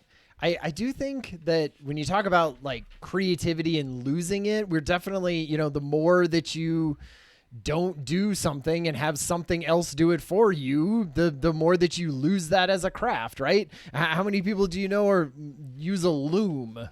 Right? It's like we were just like, hey, we don't need looms anymore necessarily. Why do you know a lot of loomers actually, Adam? You're laughing. If all the things you could have just said, I had a conversation about somebody who absolutely has multiple looms. Sure. And there is randomly, there's but always, I get your point. There's always Well going taken. to be, right? But like we just don't do that anymore. And so there's only now, handfuls of people probably in each city that are super into looming and doing all of that. And I think you could have the exact same thing. I mean, if no one really has to create images, let's say with photography, and you could just conjure up any image, you'd say like, hey, we were at the pool today down there. What we all look like, what was happening. Like, give us some pictures of doing that. I don't think people would want that because you want to be taking the picture, right? Mm-hmm. Like if I'm at the pool with the kids and we're like, and I'm like getting the picture, and then you take the picture, like an AI version of that just creates that in the background. I don't care about that. Right. And the reason that you don't care about that is because it's personal to me, right? I was in the moment. That's my family. Like I have memories about that's happening, that I'm associating with them and good times. And like, so that is what's important to me, not a representation of that, like crafted by AI. And I think it's the same thing with a lot of stuff that you will do for like hanging artwork in your house, say. Like if Adam, so say I gave Adam a painting and I was like, here's a painting that I'm giving you, Adam. And I said, this was painted by a master painter in, 1920. You'd be like, oh man, cool. Like that's a, thing. And then if I was like, nah, it was actually just a print of that guy's painting. You'd be like, well, Ryan still gave it to me. It's still cool, I guess. Like that, it's kind of neat. And then if I was like, actually, it's an AI representation of some painting that some guy did, and it's a print of that. And I didn't even think about it. Like it just sort of showed up. If all of those things are just lesser tiers of you giving a crap about that art, right? And so the reason that you care about art and you hang it at your house is like you're interested in the artist, you want to support something, you want to say something about yourself, you want to have a story about it. Like all of those things are like connected you to the art that in some way, at least right now, we're not getting with AI art, right? No. Like there's no AI art where I'm like, oh man, that 15-second little video, right? Or that like talking head person, or even that song, you're like, isn't connecting with me in the way that like human beings would, and then that I know that, or, you know, even just that I know that they are out there working hard on it. So we haven't gotten to the point where that's you know, replacing our stuff, but you know, I'm not saying we can't get there. I think that feeling that you're saying is like, just, you could listen to a song and you'd be like, oh, a human made that. And then knowing that AI made it are like instantly devalues it. One thing that I want to just address is that Laura in the chat, she makes this mention of like, creation of music and art is more accessible for people. And you're talking about like, you know, accessibility being a good thing, being able to get those creative process, like disabilities that might prevent people from holding pens and paintbrushes. And it's like, they can express themselves. So I'm going to agree with the expression side, but I'm also going to like maybe push back and say, if somebody has a disability, and I've seen people that like don't have arms and legs and they hold a brush with their mouth and make a painting. And like what they create with that has a way more deeper human meaning and feel like that they used every part of what they could do to express themselves with that they have. And that is also more impactful if one then could just say, hey, this is a creative thought that I had in my head. Yeah. And so there's like there's an in-between. It's always in between. There's a creative process, and being able to express yourself is great. So I would say my music thing, I can't do music. Me being able to express myself, I'm not expecting to be a master artist and say everyone, oh my God, this is multi-platinum. What, like, I just want to express myself, and it was more for a me thing. And I feel like for you and also for the people around you, like people who are rooting for Adam and know how much time it took you to put into that. I feel like when I do that and I say, my friend Adam made these songs, right? Fair. And like he put the time into it, like people are more interested in it in that way, right? Because they're like, oh, you know, like your friend used the AI, like what kind of thing? Well, oh, it was Suno and stuff, you know, right? And so there's like a story that goes with it. And so not only is it for you and you personally, but because you have connections in that. Now the issue is like it then dilutes as you go further out from you, right? Yes. And so that's everyone. You know, everyone is going to dilute as it gets out from you because you're taking away. They don't know Adam, right? The friend of a friend of a friend doesn't know Adam. He doesn't know the story. All he hears is the song and knows that it's AI. And so like dismisses it as less worthwhile. Just like, I mean, it makes like that is how all art in some ways works. Like you have, in some ways you have to be told what is sort of good and important in society. Society makes art either good or bad. Like, is the Mona Lisa any better or worse than other paintings around from that time? Like, no, but like that one got put in a museum and that one got everyone looking at it and done. And so we've decided that that is a good representation and a great painting that we want to look at. And the same with sort of the art that you are making or the art that I make or anyone makes with tools that make it easier to do that. It's probably just going to be more special, and that's okay. Like, that's still a cool way to make things. It doesn't have to be, you know, the biggest thing in the world and blow up and, you know, make you $1 million or 1 million likes. I 100% with you. I think we actually agree really heavily on this. Nice. In where I would say then, if I were to wrap our kind of first act of this and really think about what I'm trying to pull out is that we're in this weird moment in this present where the access to things versus the distinction where everyone can't be seen all the time because the access is so easy and you could churn things out, is the people that have a creativity, they're going to have smaller groups of people that see that, and that we're going to be focused on just like pushing things out if you really want to be seen in a more of a mass way, because that's the only way you're going to get eyeballs on your stuff. So we're moving beyond the moment of saying, can I do this, to can I just be seen out there? And how much is your drive to be seen gonna overweigh the artistic talent that you want to put in there? And I think some of us have egos and ways that we want to be praised and seen because you spent some time to do something amazing. And that used to be the way that it was. Like, think about it. Back in the day, you'd be like, I want to make this cool thing so many people could see it and like see how good of a thing we were able to create and perhaps make a living and make a living doing it. Right. That I think that was a piece of it. So now that we've gotten to this pace where AI can just do it, I think some people feel very devalued. Like, I've spent all my life learning to do this thing, and now AI can do it in a snap, and I have no value. And like, I think people are feeling depressed, anxiety, and we're in a really tough spot for some people that have spent so much of their life trying to do that. And the other thing, and this was an interesting little piece that I had read, is that a lot of streaming platforms, they host these massive catalogs of stuff. Yeah. And I think it was like 87% of that stuff goes unseen, unwatched, unengaged with. And so there's this massive amount of creation that's going on and nobody's seeing it.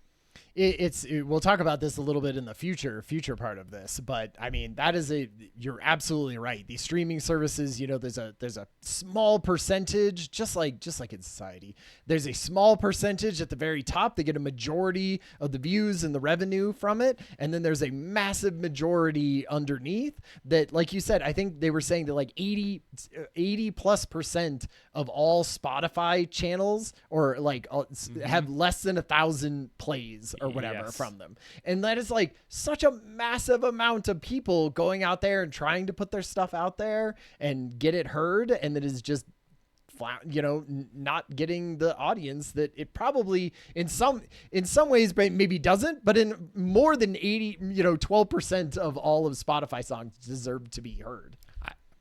And that's the thing. We have a finite amount of attention to see that. Future stuff. We have solved access. Yeah. But we did not solve the significance is kind of where we're at right now. The problem is it's significance for you, right? Because you have different significance of what is significant to you than I have to me, right? Right. And to Laura has of her and Michael has, like, everyone has a different level of significance that it means to them. And one piece of art can mean very things like, everyone has different versions of that. And so that's where I think, like, when you start going into the future, like, that's what AI is great at. Looking at me, what is my preference? There are probably 10 Twitch channels out there right now that I would love, and I never get to see them or I never am exposed to them. But, maybe with AI and in the future that could be a little easier to connect those people. So let's take a step back, because we were talking about where we're at now. Okay, yeah. Where did this used to be?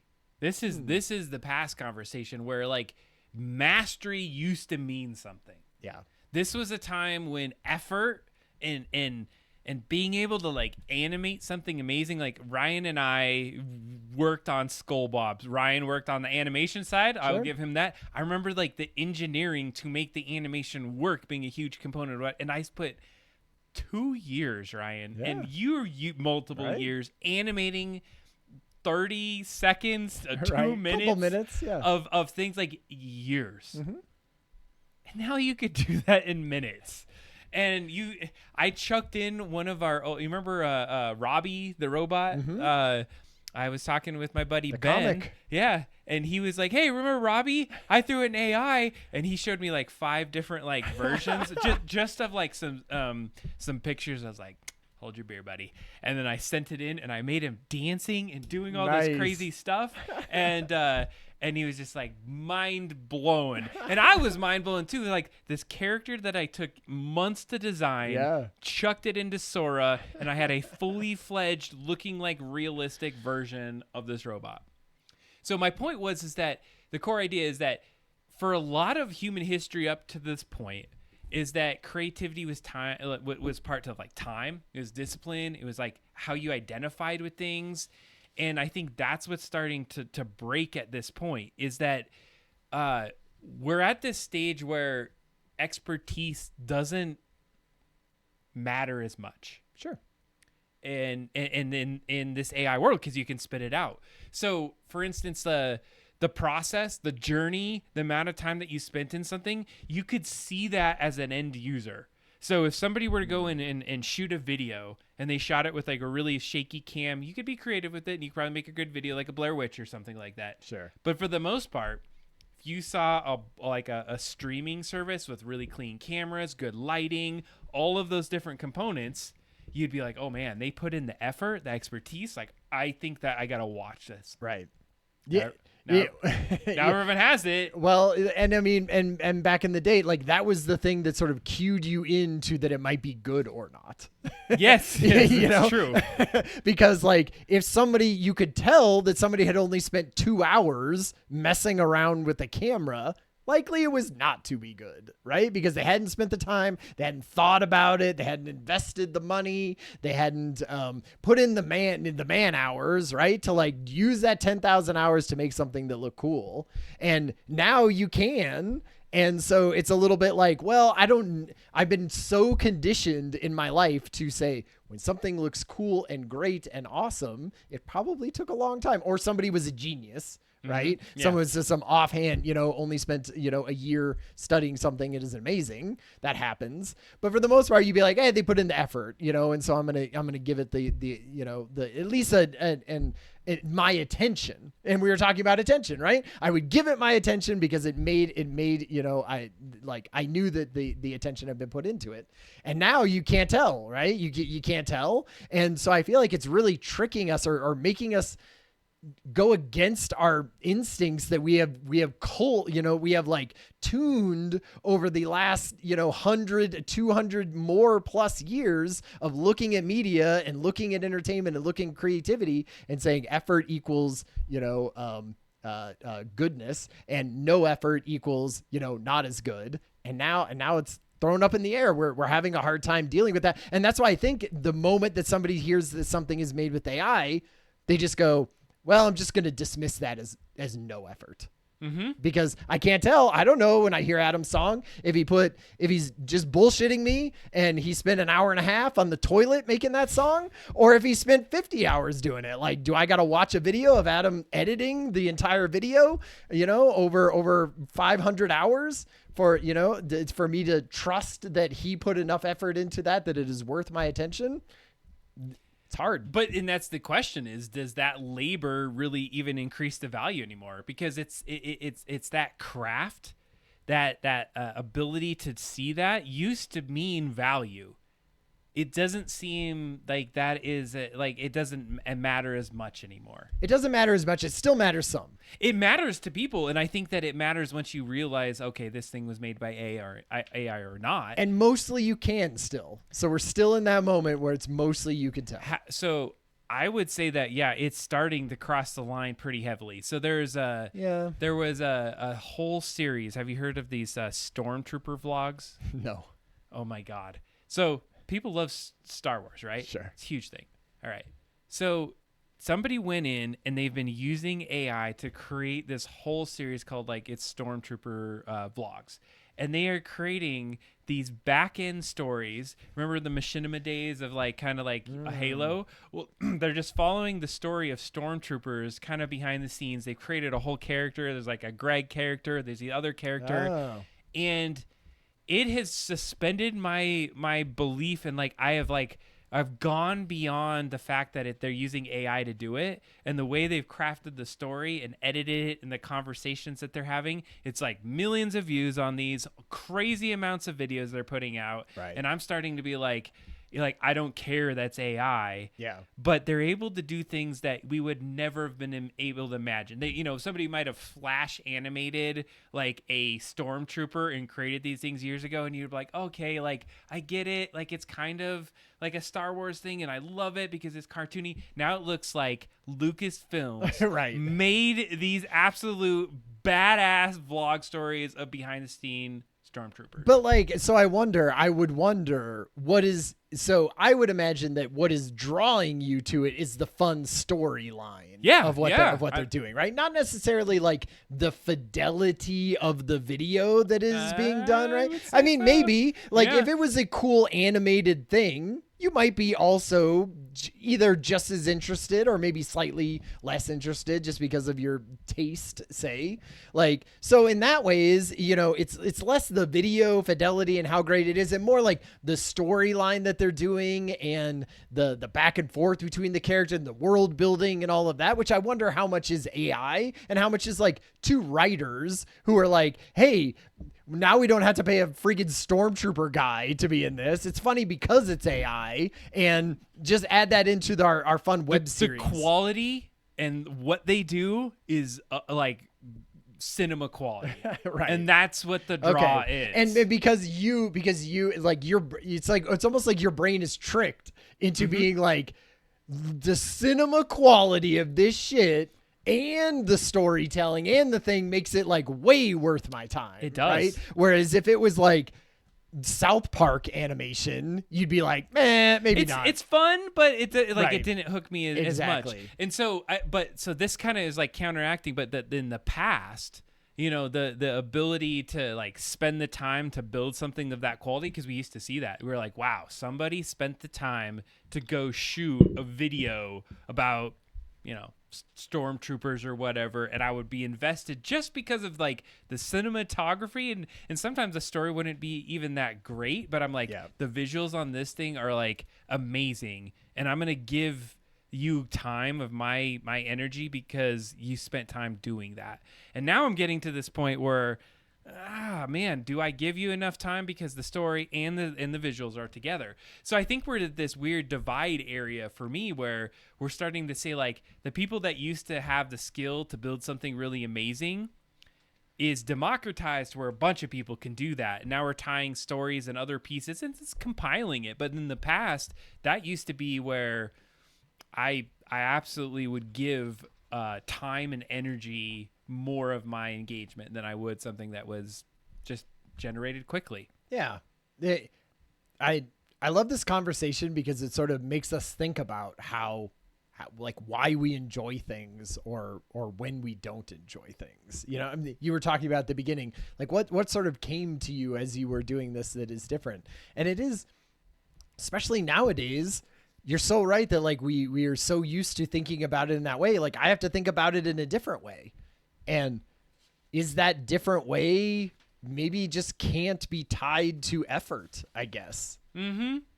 Like that's just it. It can't, at some point it can't either I have to enjoy something and not care where it came from, or I have to always care where it came from, right? Or for the most part, because then if I want to enjoy something and do, I'll have to be like, okay, well, who made that? How did it come about making? Which sounds like hard to do in your entire life. And here's maybe the transition point, so we can get to the last chapter here of our acts here. So we do have a little bit more. We have about 20 minutes if we kind of take the time when we started. Is that as we think about where we're at now, and I kind of gave me my story earlier about web development in my earlier days where I would start with nothing and then bootstrap or frameworks. I think there was one called Foundation that I would use. It took me a huge leap forward where I didn't have to spend all this extra effort, but then the leap forward made me never really give a crap about starting from scratch. Like I never had to know. I could sit in front of a blank Notepad++ and build a website from zero. Like my brain can create a website and go all the way from there. Now I gave up that part. And now I always start from a framework. Yeah. Now we're starting to say, you don't even need to know a damn thing about HTML. I remember Mike on the stream talked about, hey, I don't code as much anymore. Like right now, when I do a web design, I vibe it, but I know what it should do and I know what I need to have happen.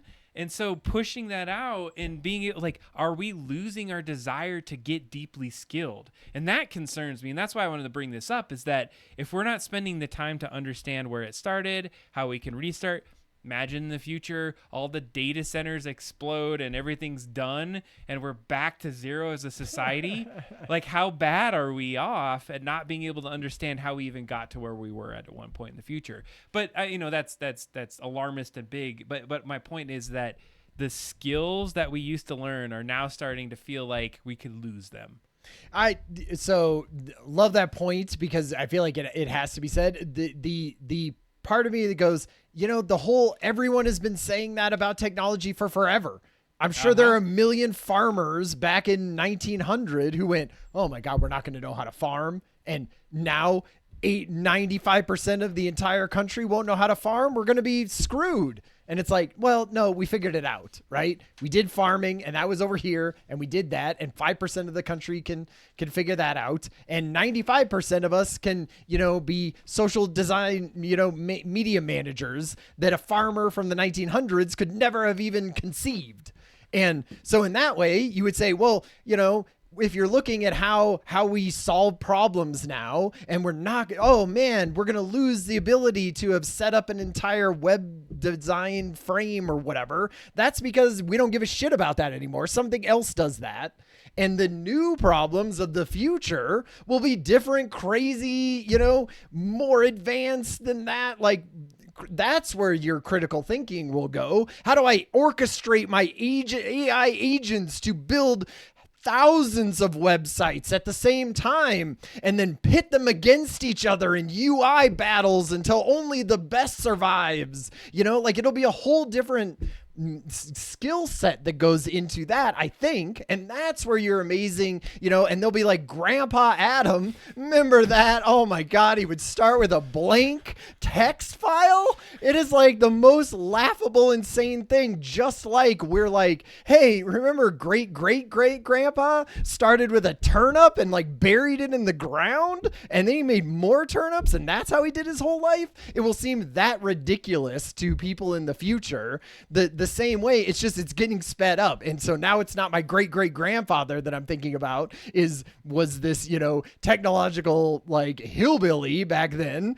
Your son will think that about you. It won't take multiple generations. They'll be like, oh my God, remember, Dad, and he had to type out all of his code, and now I'm, leading orchestrations of agents. That's the hope, I guess. I think, and you know what? I think you're where I think we're headed. Yeah. And you're right on that. And now the other thing is that the only way we could have got there is if old Grandpa went and figured out how to exactly. We were just at that level of technology, and now we're at this level of technology. But we had to learn on all of those pieces, and that whatever kind of intention and depth and the work that had been done at that phase, like he had to go through a lot of strain, and now we learned on that. So what we're doing is we're normalizing higher level thinking. Yeah. Like we're going to jump junior level kind of work where people are going to jump in and they're already going to be doing like you mentioned. Exactly. And so I love that. But guess what? The thing that I think it builds is a fragility in the way that we kind of navigate our lives, because now we're depending our knowledge and our work on these outsourced systems. So you can't go and then rebuild that system from scratch if it fails. I can't go and rebuild the internet if it fails. I Right. can't go rebuild my computer if it fails. We're already down the deep technology hole of not understanding the technology that we're using and there. can't compete. If all the electricity went out right now, I'd be double F fucked, right? I'm not going to know what to do or how to fix it or how to do any of that stuff. And it's the same thing with this, right? But you know how to think though for yourself. But if I'm orchestrating agents, don't I know how to think? You know how to do a higher level thinking of like ordering things to connect with each other. But if you, like, you're right. And I think most of society's in that sense. Like, I'm not going to go know how to farm or create my own vegetables, and probably wouldn't have enough resources, and we'd be already screwed at that point. Right.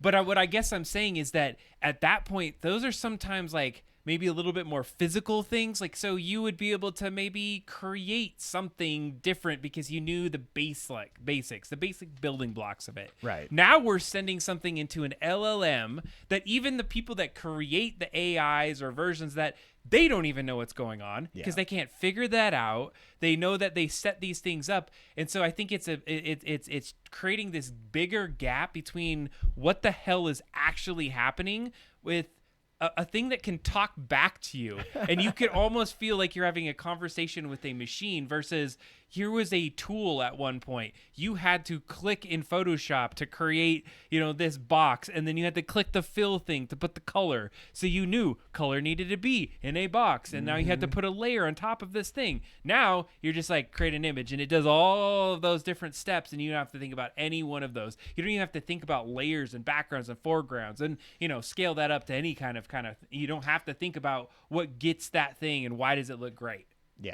Yeah, I guess I'm just thinking in the future it'll be different challenges that challenge my awesome human brain that is great at adaptability to do amazing things that you have never even thought of, right? Like This is part of the thing I think with artists that is like in some ways holding back artists. If we're talking about future stuff, I really wanted to bring up the thing of like, I feel like there's a ton of people out there who are like anti-AI, and they're like fighting on the side of what they feel like is artists, right? They're like, when I see an AI thing at the grocery store, I take a picture and I burn that shit on Reddit, right? I go, look at this garbage that is stealing jobs from artists, right? And I get that, like, that what you're trying to do there. I completely sympathize with that. I'm an artist. I don't necessarily I want to make sure that there are jobs for graphic designers. But what I also think that does is that forces artists to never use that in their art unless they are to just get mercilessly dragged online, right? And so what they do is they say, okay, I'm not going to use AI art. I have to say that. I can't use it for anything. Here's my like still hand-drawn artistry. And that's great. That is great. But what it's doing is it's like making it so that no one can sort of experiment with how amazing adding AI and you as an artist and AI could be if you were doing that together. And I'm not saying to create one single image, right? Like that. Right. I feel like if we're talking about, that's the old paradigm of like, yes, you had to have the mastery to make an image of a Pikachu in mech armor, right? And I had to be able to draw that and do that. Now I don't have to. Like, that is taken care of. That part of the art is done. An AI can do mech Pikachu. But now it is my human amazing adaptable brain that goes, what is the next frontier? If that's already completed, what could I do that could be some sort of like interactive thing with the mech Pikachu? And now like I'm, I don't know what it is. It's some sort of multimedia thing that creates thousands of different mech armors for all the, I don't know what it is. It's some sort of future art thing that I couldn't possibly, just like the farmer couldn't explain what a social media manager was. I can't explain what could be the new art amazingness that comes out of AI and art coming together. But I feel like all of we're stifling them and saying, do not use that. That is going to take away the old jobs that you're used to. And we're making it so that like we can't flourish into the new cool way of using AI and our human abilities at the same time. You were very passionate about this. Seriously, and I love that. And I think where I'm taking this is you're absolutely right. We should embrace these tools as we move forward. And what you're describing and what I'm hearing is that, art isn't necessarily just about the skill, the expertise and craft behind it. It's the connection that it can make with those that connect with it or view it or engage with it. And so what you're describing is artists are able to build a connection, and the medium, the tool, the resources that you make that connection with are what they are. They're tools, and the artist has to put themselves into that. And I'm even thinking like beyond the artist at this point, like the creativity, the connection, the growth that we can build in our society utilizing these tools is great. Yeah. The thing that's also a challenge is that some of this is based off of not necessarily the greatest thing you can make, but the amount that you have to constantly churn out to even be seen, engaged, and work with that. The attention, like we talked about earlier, is so finite right now. Yeah. You can make the most amazing thing in the world because everyone can do that thing now. Yeah. That it is so hard. Like, we're numb to it. Yeah. I feel like just even driving through a town, I don't even see a sign anymore. Sure. Because it's just like it's an affront to my ability to see that. And so it's going to be weird when maybe I'm wearing my glasses that's going to know my style and AI is going to tell me you should be connected to this art piece or this connected thing, Right? Because it's no longer a decision that I make. I have to create an app or some agent that's going to help me even discern the world that's around me. I feel like that's great.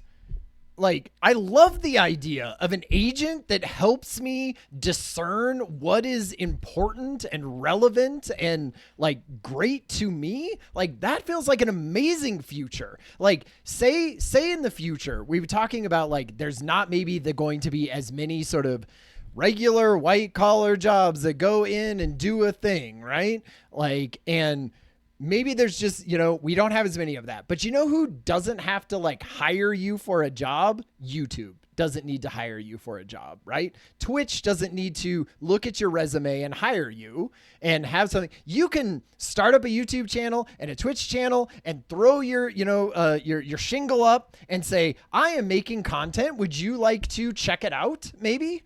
And I think in the future, we're going to have more and more and more content creators. Like we talked a little bit, or there was a fact in here that said like that is growing massively, right? Double. Huge numbers. And that makes sense because you're like, hey, we have more time. It's easier. Like I can make things for it. Like I can have AI help me with writing things, or I can do making images and videos and all of that, right? But the problem is we still have platforms that only the top 12% get any sort of views or any sort of that kind of stuff. And I brought this up earlier when I thought we were pivoting to the future earlier, and I apologize for that. But like I was talking about, I think in the future what's going to happen is that it will connect people in an even more insular and granular way than it is now, right? Like the only reason that we like only just those 80 or those 12% at the top, because that's what's sort of shown to us. That's what we're known. There are a million people who are making cool stuff in the background that we just don't know.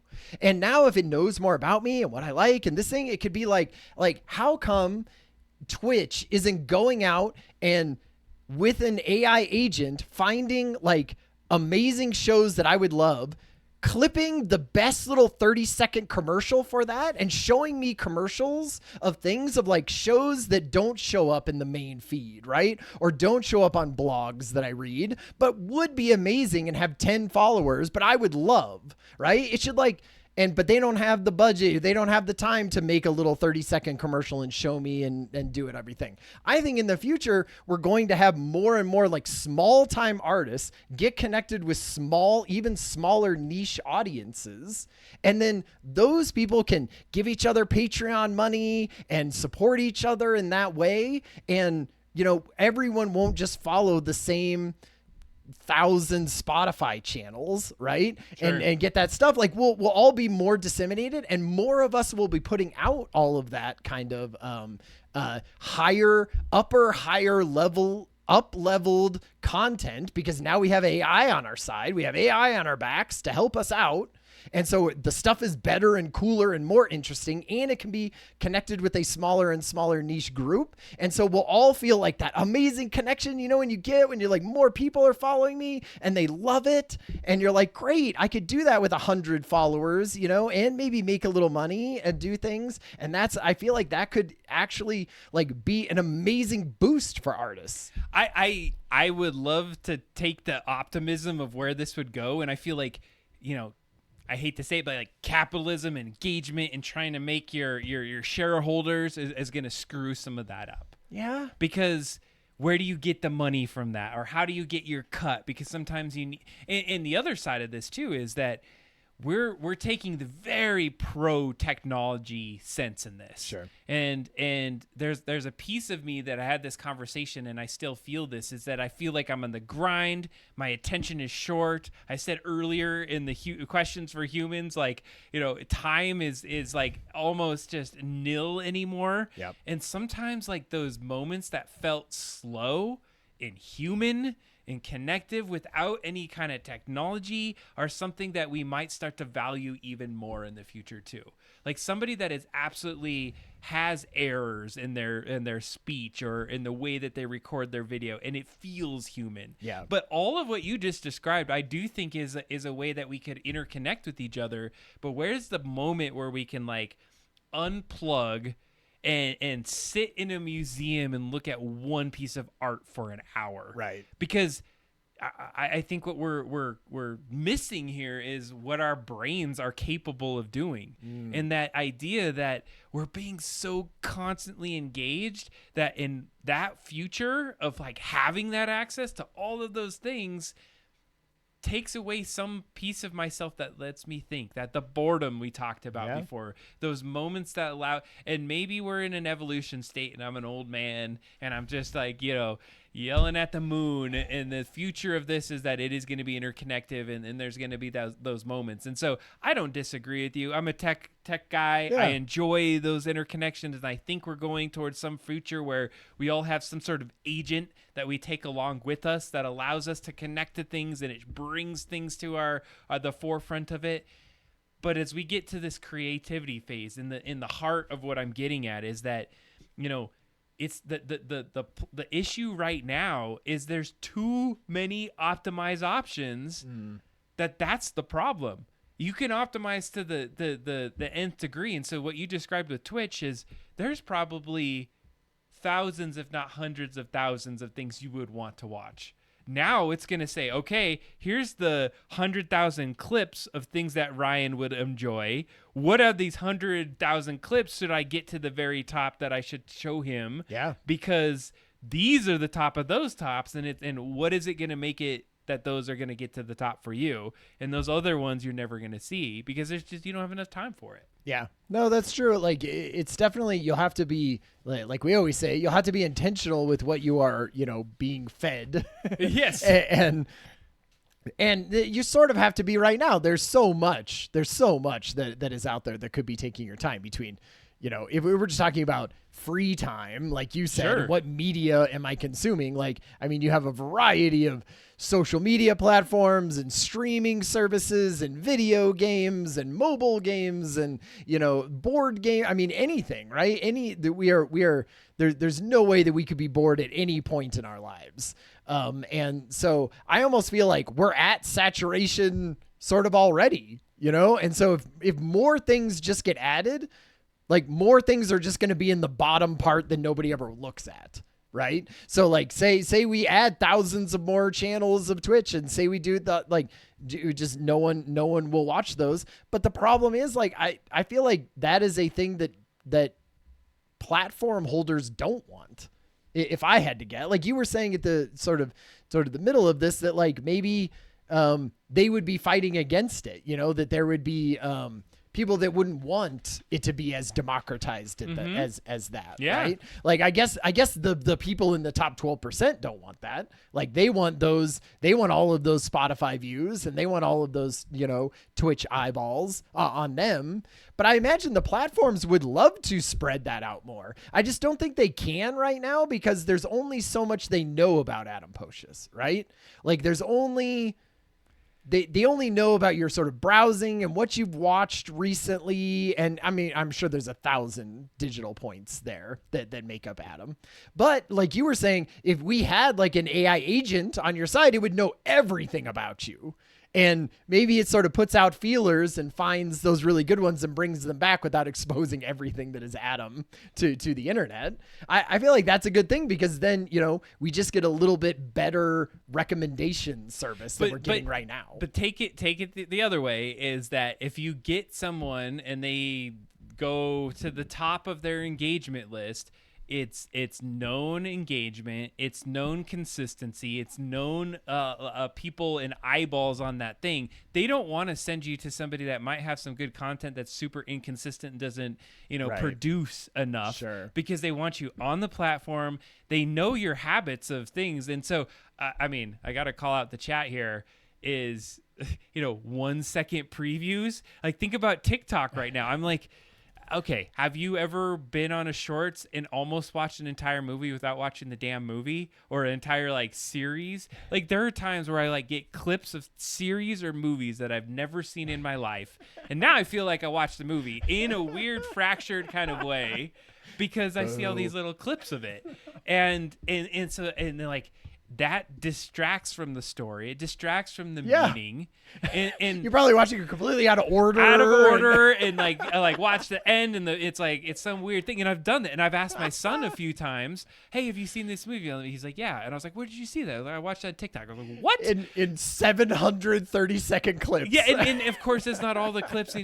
So what I would maybe say as I get to the future, where there might be the value is in when we can get to those deeper true stories, and we can get to those arcs that are going to have some meaning for us in a future sense. And I think there's going to be value again in those moments that truly can tell some story. I think all the other stuff that we described about having AIs that pull attention, and we get to once we get to there might have to be a flood of content.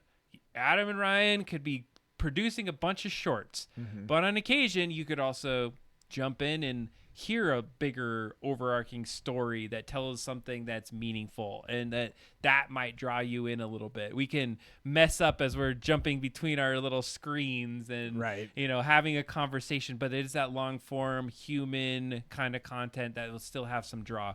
And I just don't want to get away from that, and maybe that's the old me, old man kind of person, but I think we've been built on stories as humans from the beginning of time, being able to tell a story that moves forward, and this fractured, this attention span, this engagement economy that we're in right now is maybe detrimental to our own well-being. And that's where I was saying, from a creativity standpoint, the value of expertise, time, and filtering was it funneled just enough to us to where we can remember back in the day when we could say, "Hey, did you watch that series?" And you and I could have a meaningful, deep conversation.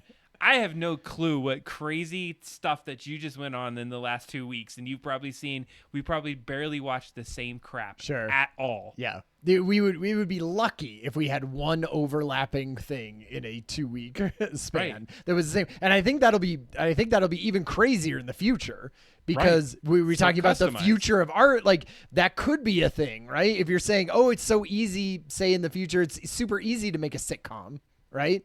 Then maybe the sitcom is a certain one, but it's tailored to you, like something that could only be done, that could never have been done by single writers and artists and stuff doing it, because you'd have to make thousands of variations that you'd never do, right? So you'd make one, but now I can make a variation that really appeals to Adam Pocious, and hey, great. Now Adam has that version, but I can never talk with Adam about it, right? Like, I'm even more siloed from you than I am right now, because we might have seen a Netflix show, but if in the future the Netflix shows are all tailored to me and my wife as opposed to Adam and his wife, then we're never going to be able to talk about anything. So it's like, those would be better shows for us. I feel like we would, if it was tailored to me and my wife, it would be 30 minutes long, right? Because that's all, we want something fun at the end of the day. And maybe yours is, we only hang out once every 3 days, so I want it to be a long thing. So yours would be an hour-long show, right? But then we would never have the same thing, but it would be great for us individually, but it would be, let's say, bad for Adam and I getting outside of our silo and having anything to talk about. I really appreciate this conversation, because I never feel like we're going to land the plane on it. And so if I were to, do you have any final thoughts before I give some final thoughts?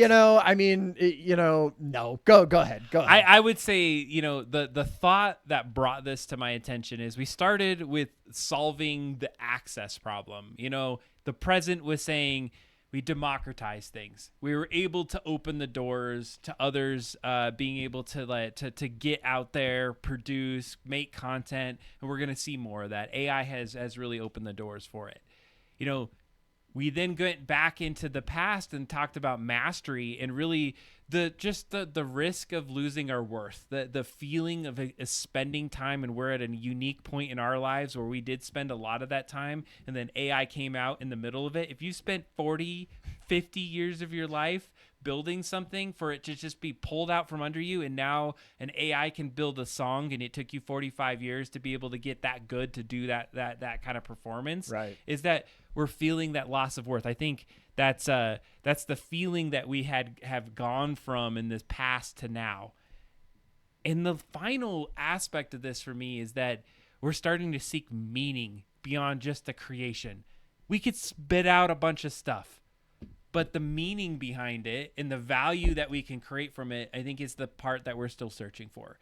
Is it meaningful to watch an AI video that just gets churned out by somebody a gazillion times? No. But if you churn something out and you build a story around it and you make some sort of really good narrative, that actually hits harder, and it's something that might actually connect us in a way. So I think that creativity in its sense is at this crossroads of, I don't know if the experience and that time that you put in to create that thing as we traditionally thought makes sense. But maybe that time is now spent in, like you mentioned, looking at a bunch of agents and creating something at a higher level.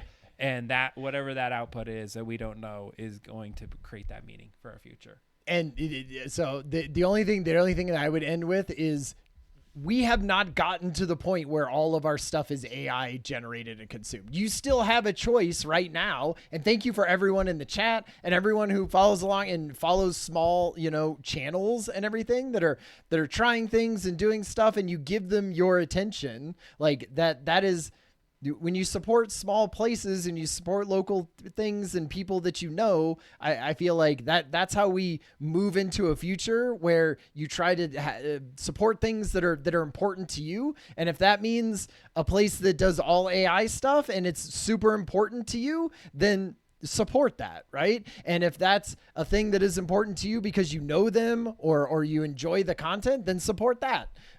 Just make sure that you're being intentional about the support, which I feel like is lots of things that we talk about for lots of different situations. Absolutely. Keeps it's like it's a little bit of a local radius. Yeah. We're rebranding. It's the Adam and Ryan cult of Twitch. That's right. So I think no, I really appreciate the conversation. Thanks for taking me here. I feel kind of disconnected lately because of the amount of experience and time that I put into things, and so I feel bad sometimes creating AI things because I feel like I just pushed a shortcut key to get to this end, and that's what really drew this conversation up for me was, is it wrong to do that? And I think you were right by saying, this is just a new phase we're going through, and there's still some more that's going to come out. It's going to be an interesting future here. Thank you for the conversation. Always love talking art, talking creativity. Right. You take it to the art side, which I appreciate. And I think it's a good kind of like, it visualizes it like hones it in. And I think of creativity in this broader, bigger sense as we think about it. Cause like everything is at the front, like it's knowledge. It's the way that we look at knowledge now is the way that I see this. There's artistry in everything for sure. Well, thank you so much for this one, and Appreciate I do feel like we should be playing some Jackbox. I feel like we get one in. I tested it before, so yeah, that's right. Xbox apparently went through a major upgrade. Some quick news from Discord that I heard is that Xbox is like, "Oh, I'm so sorry. Sorry about that, bumping y'all. up. Sorry about that, fam." No. The sorry was, hey, we're gonna charge you like 50% more. Oh well, on Xbox Live, and then they just got the new CEO, Ultimate Game Pass. Yep. And the CEO Kim was like, "Hey, we're sorry. We realized that like we gotta make you mad. We effed up, and so we're gonna reduce your costs." I was like, "Holy crap!" Like $23 or something. Now they take $7 off. It was 30 and then it went down to 23 or something. But you don't get Call of Duty anymore. So on first day, my god, that's a that. blow. But my point is it that shows you how much freaking Call of Duty costs to give to everyone. I guess. But what my point was is that they then also came up with some new update to the interface. Oh yeah, where you can do a bunch of new stuff with it. I don't know what those things are, but I had to make sure that was updated. Yeah, I was gonna say. So I did we've that. Had a couple missed opportunities and close calls even. I want to tell you a funny anecdote before I go into the other room. Okay. So we're planning an all team for the help and service desk that we work with. I have these student leads that are planning the end of year kind of celebration thing. And so empowered them to do their work, and they do an amazing job of creating these meetings. But what's really funny is that a lot of people see me in the blazer and the boss and doing all the things, and I sit in on some of their meetings sometimes. And so they were talking about end of the year celebrations, and they're like, oh man, we should like play some board games. And I was like, Jackbox, you should play Jackbox. And it was like, oh yeah, Jackbox, that's what we should do. Nice. And then like today they were like, oh yeah, we should play this game. I'm like, you should play Drawful Anime and Drawful. Yeah, like you have TKO is pretty good. Some And suggestions. and they're like, oh yeah, that's amazing. And they're like, oh, but not everyone can participate. I'm like, there's audience. So it's like totally You knew it. You were on the spot with the game suggestions. And they were like, oh yeah, we could do that. Oh, we could do that. And I was like, heck yeah, you can. Heck yeah. I know how to do Jackbox. I'm still hip with You're the kids. still hip with the kids. Ryan, do you have any stories? Oh, I can make let's this see. transition quick. You make it quick. I'll try to think of something. So yesterday or last week we were thinking about climbing the incline. And we were like, ooh, maybe we'll go and do the incline. If you don't know what that is, it's a thing in Manitou Springs. It's like a mile straight up, it's like railroad ties. You sort of, you climb a crazy amount of vertical feet and you just do it all at once. It's a mile. And so we were like, oh, that could be cool. Like, try ourselves out. We're trying to get in a little bit better shape and all of this. We'll plug the double drop down gym rats. If you want to involve yourself in that, check us out in the Discord. And so we were like, yeah, that could be cool. And then I started to see that it is like legit bear season apparently already because we have such a warm spring, and there's all these sightings of like grizzly bears crossing the path of the incline. And I was like, maybe we just like give them a little bit to sort of settle down and figure out where they're going, because like I'm not effing with no bears. I didn't realize that was going to be a thing, that like bears are a thing on the incline. Apparently my social media, I must have looked up the incline a few times because my social, or I must pause on it or clicked on something at some point, but all my like social media feeds are like, don't you care about the incline a lot? Here's every news article about the incline. So maybe this is typical for every year, but I'm hearing a lot about bears and I don't like it.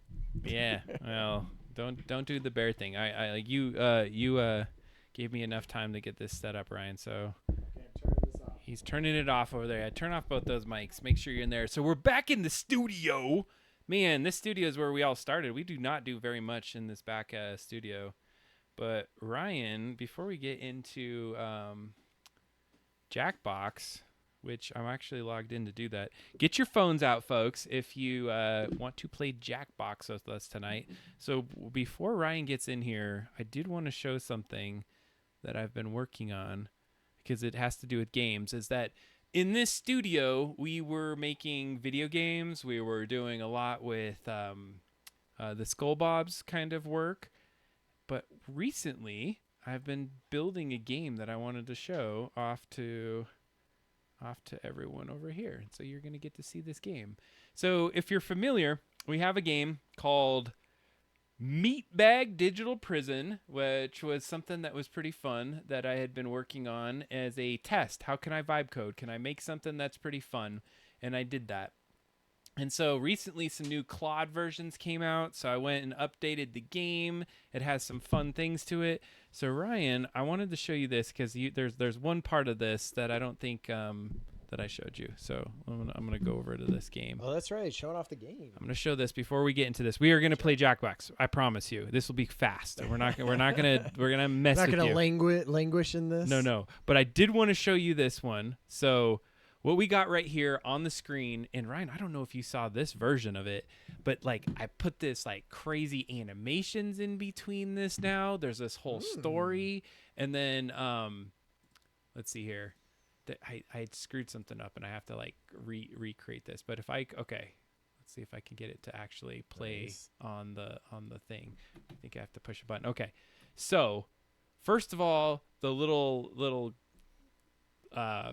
AI Bridget has conversations, so they have little hearts. You have like a rundown of this, and so once you initialize, he has little legs that you jump around. It's optimized, and the whole thing is that you jump in and you got to get all of the purples in this one. So like he has little shields now. Oh, I almost made that one. Oh, wait, I have a double jump. I forgot. Okay.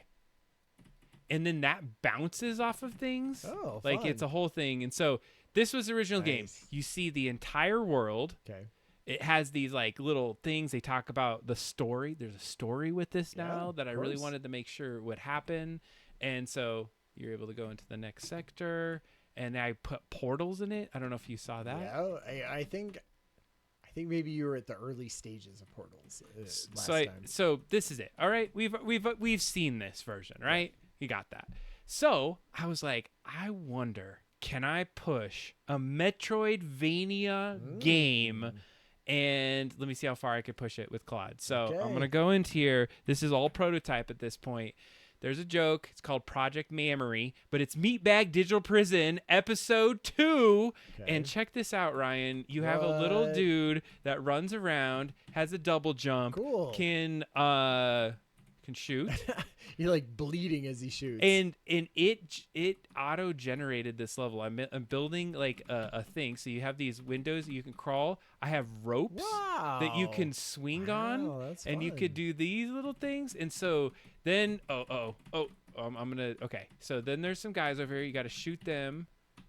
And see those guys, that green thing that's a little bit lower down there, it Juice? says juice. Yeah. So the whole point of this game, which is just ridiculous and stupid, but is that you got to go collect cyber juice. Okay. And once you get enough cyber juice, I don't know what's going to happen, but something's going to happen when you get some cyber juice. What is that? This little thing that's like floating right Yeah. there. Oh, it's just like a little bird thing. It's in the background. Don't worry about that. It okay, doesn't even touch alright. me. All right. So I was super impressed that I was able to make a Yeah. platformer, and I'm Totally. building the level editor so that you and I can like build Oh, that. fun. You can jump up things. I was like, it's definitely like a platformer. But if you go to these things, I built a mini game that's a hacking game in the middle of the Oh, game. okay, So yeah. check this out. It's called NanoFlow, which might be its own game. Okay. And so it looks similar to like a Tetris. yeah. But what you're supposed to do is you get these little NanoFlow blocks, and what you have to do is connect.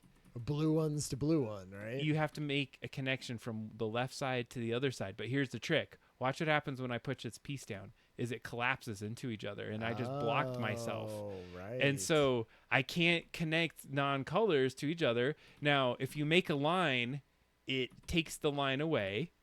But look, I'm getting close. It's hard to actually get a hack. So what I have to do is be able to get this. Oh man, it would have been better if two backwards ones to a middle one. It's never gonna connect. So you can. okay, so you can let it like fall. You can fall and connect with it. Now I'm in a tough spot because I just. Did need you it. just tell it to like make a Tetris-y game? No, I explained exactly what I wanted to do. Okay, so let's see if I can make this work. This is not good.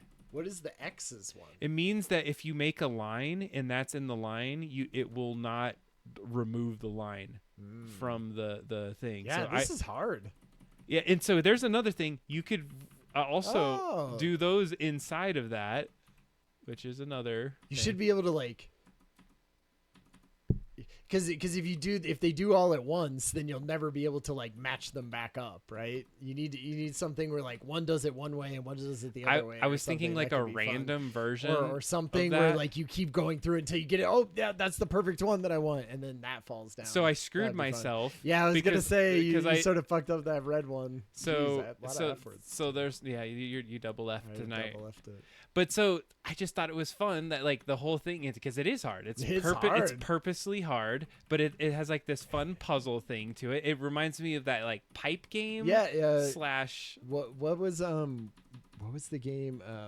Didn't BioShock have one like this where it was like pipes that you had to connect together, and then at the end it was sort of the same. It didn't have all three colors and layers though, so I could see this being its own game. That's If what you I was could- saying, like- if you could like perfect this, Oh, I messed it up. So yeah, so you get that you basically your hack fails, but if you get it, you get nano Oh, juice, you get nano and then you're able to juice. do that. So I'm gonna be Nice. working on nano flow, and then the whole point of the game is there's like these little Fun. like things that happen throughout it, and like it follows the character. Of course, it works on mobile. Yeah, I like the little. They're supposed to be not necessarily a rope, but like wires that are like out of grab there. wire. And then you can jump over like little things. And anyways, It's and fun. It looks good. All right, there we go. I said we were gonna play this. I just wanted to show you. Yeah. It was really fun. We're having good moments. All right, let's go and play some Jackbox. Jackbox. Yeah, we're playing Drawful Animate. Oh, wait. Hold on. There is a new mode. Really? Yeah, we're going to do the new mode. Hold on. We got to go back to the menu. Okay. So do not put that It's one been in. like an update. Featured content. Play timely. Feature- Interesting. They have like these different, and I mean, maybe, Oh God. Yeah. but it looks like the years are actually really low. Yeah. So, 2021. What? but so what you do is like, all right, let's just go to this one. Movie night. It says a work Yeah, themed that one- episode is perfect for awkward happy hours. Play harder. Yeah. Okay, sure. Let's just give it a try. Yeah. I just thought it was cool.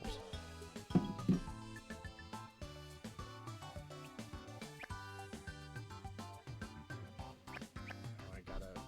Who got VIP? Me. Of course you did. I believe I did.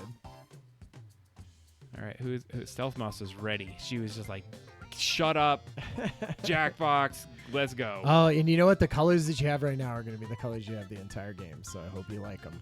I love them. They're the best colors.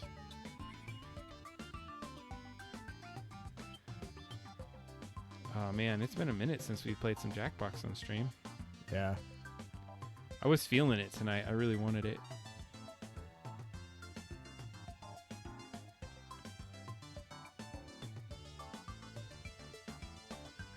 Who's out there? Who's playing some Jackbox with Who's us? playing Jackbox?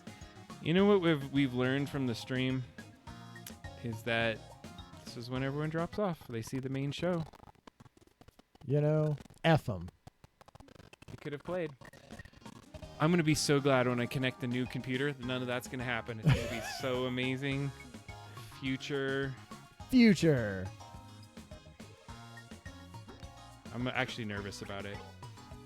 Yeah, how could you not be? It's like years. We have had 100 episodes on this rig, right?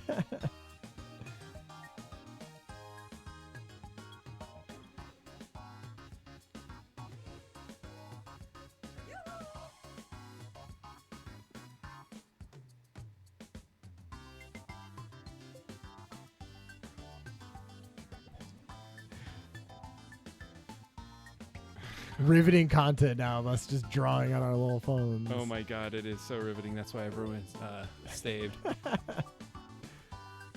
Oh man. Stealth Mouse, so classic. I actually tried to integrate your logo in the Meatbag Digital Prison 2. But you were unsuccessful? Oh yeah, that's another thing, and I didn't tell you, is that I created character designs for everyone in Double Dropdown for Meatbag Digital Prison. Ooh, Then we got Mike Azul in there. Nice. We got Alright. Stealth Mouse. We got Laura in there. You're in it. Perfect. I'm in it. We have. I You think need we have a Higgs. He Higgs and a Disturbed. Like they're all Nice. story points in this Nice. thing, and they came out pretty damn good. Ah, that's so fun. like Mike Azul is basically one of the first AI that got converted, so it's a human brain connected into a floating module. Ah, cool. Pretty cool stuff. Totally. Oh, nice. I love yours, by the way. Yeah, you know, On like- fire. I like it almost. Yeah. Okay, we ready? 3. I guess so. Yeah, let's do it. We got it. It's just the Hi, it's hardcorest Drawful of Animate. crews. We invented animation. I don't want to hear another word about it. We're playing 2 rounds. On your marks, get set, draw. I like the phrase. I don't want to hear another word about it. On your device, you'll see your secret prompt. It might be a little odd, like itchy itchy or funk ruined the wedding. Make an animation on your device that would fit that title. When you're done, hit submit. This one is You'll get great. points for each player Oh that guesses God, the correct I title. love it. You get it. Let's do this. Oh, shoot. No.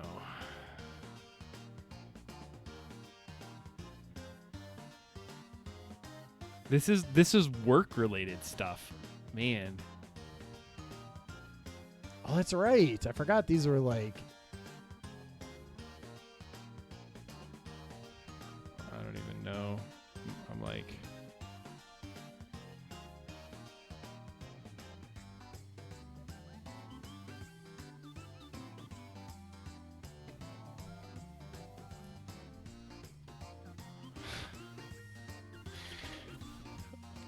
Shoot.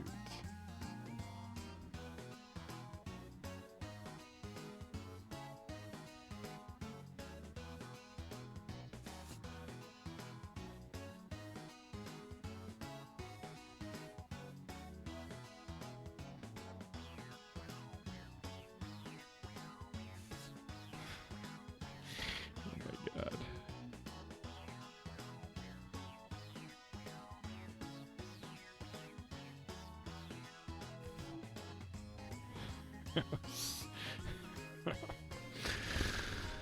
Oh, sweet baby Jesus.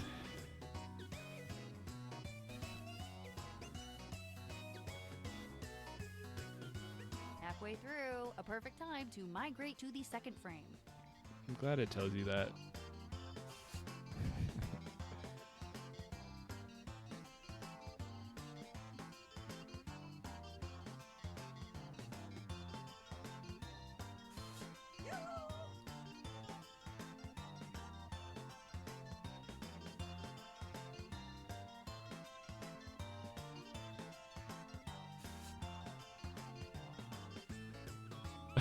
Oh god. I forgot how hard this is. Alright, you get what you get. Don't throw a fit. How much time we got? You got 40 seconds. But it's lagged out, remember that. I wish... Yeah, for the people that are drawing, they just have to kind of... If they're remote, they just got to throw it in there as quickly as they possibly can. Ding, ding, ding. All right. It did The 27 drawing is seconds. done. You Let's know, check out the first He's animation. making noises.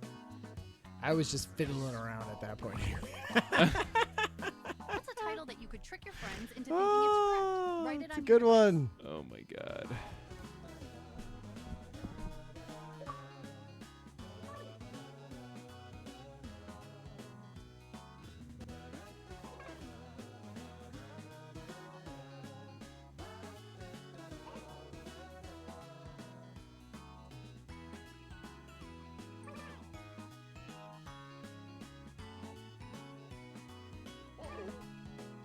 Love it. Oh. What? Try to pick the original title out of this lineup. Boy, I am psyched for these reveals. Oh! Yeah. Like, because I did prom dress, and then I looked at it again, and I was like, oh, she's not in a dress, obviously. Yeah. Wait a second. That's a fun one. Good job. Good drawing. I didn't draw it. No. I was saying. Oh, yeah. I did a great That was job. great. Enter Okay. your title now.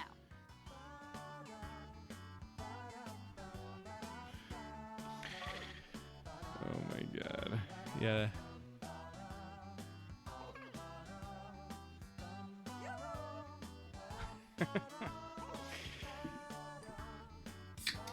I'll just say, I won't say anything because I don't want to ruin. Yeah. You can't say, especially with only 3 people playing. But I'm gonna say something after. Yeah.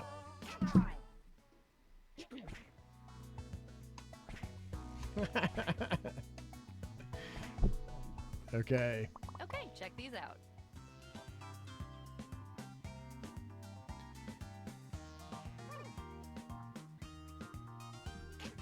Who got duped? Oh, good She job. got you. Good job, Stealth. Good job. All right, she knew it. Apple Boss. I didn't even know how to make an apple boss. Apple Boss. How do you make an apple boss? You got to give him a little tie. Oh my god, you're right. That would have been perfect. My concept was way more complex than it should be. All right. Ooh, this one is perfect.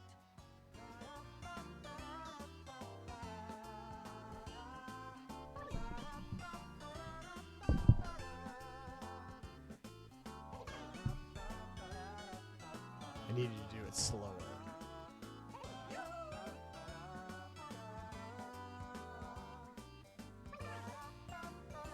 Have these been Office related? Yeah. Yeah. I don't know. We'll have to see. Well, this is what we've got.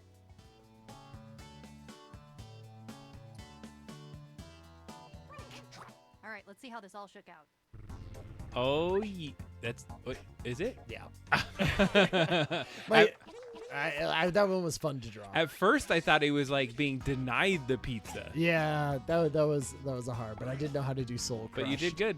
You did good. Because it's fun to do two things of that, right? Because you're like, oh, it's this, but also this. Like, I like those types of prompts. Yeah, I think you have to just be really dramatic in it. Oh my god. What? I don't even know what. You could tell maybe the Jackbox people did not come up with these.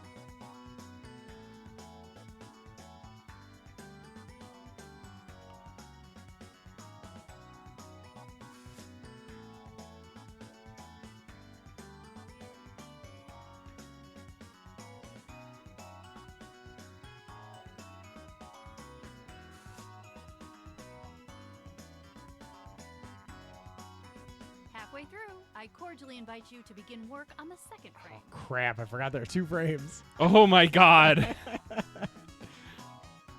You're right. We both did. That's hilarious. I might be able to redeem myself.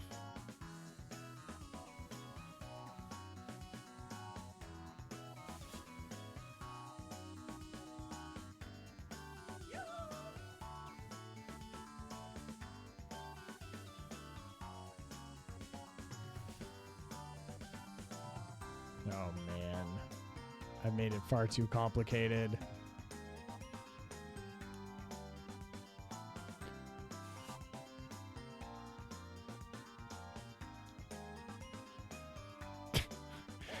I'm just gonna go. 30 seconds left. It's a Oh perfect time to shit. Hey, don't look. Sorry, when you say that, it made me involuntarily look. I did not cheat though. All I saw was a bunch of lines.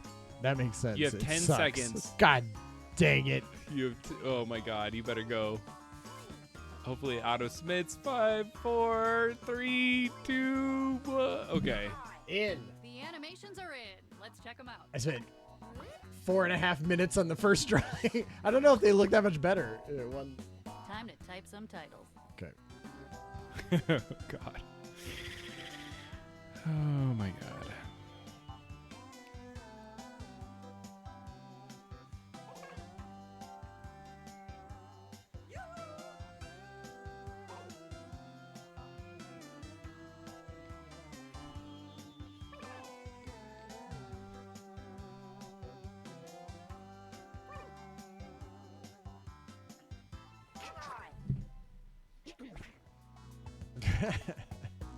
All right.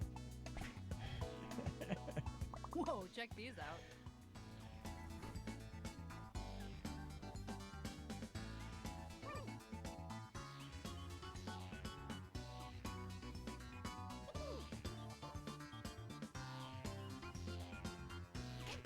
Behold the results.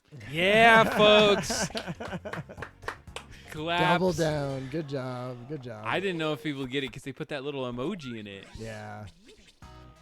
Take it. Good job. It's close, you know? Yeah. Think of a good title and write it down. Oh, man.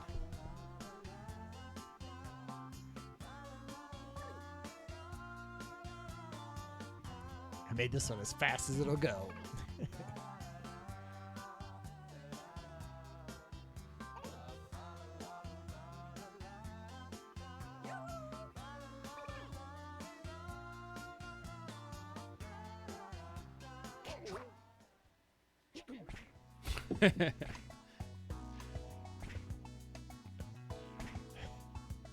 The right answer is in here somewhere. Wow. Yeah. 3 dance. You know? Oh, my God. I was too good at showing dance something. I can't wait to see what happened. Ha! Gotcha. Nice.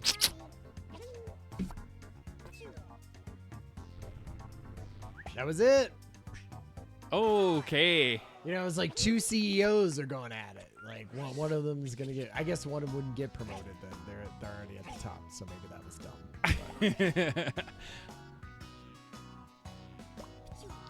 Dang, you like brought it back up. Oh, my God. Last Whoa, animation. whoa. What is this?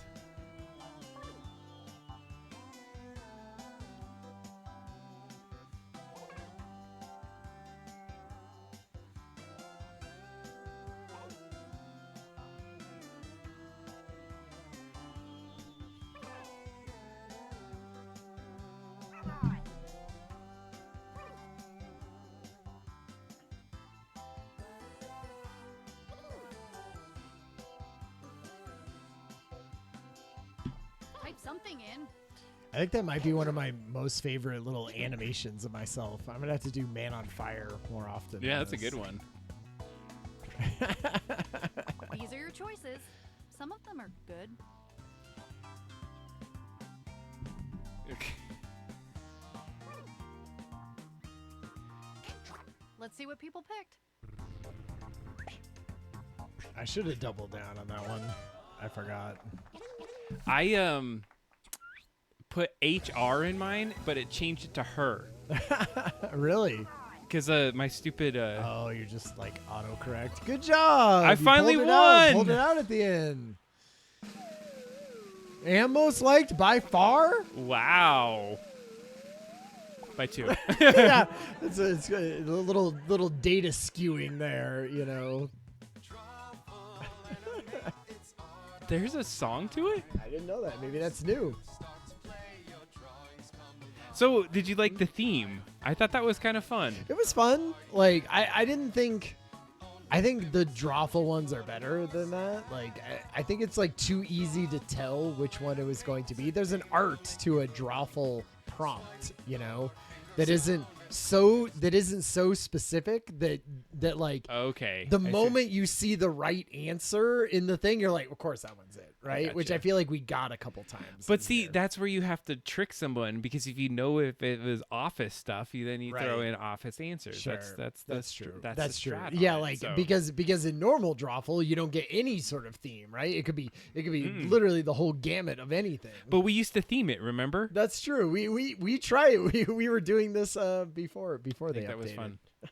It was lame. All right, we have to try it new. try But it. what was funny is I logged in and it was like new mode and it was like pointing at it and then to Cool. see the dates from like Oh, 2000, right? I was like, what? I don't know. I had to give it a New go. mode 6 years ago.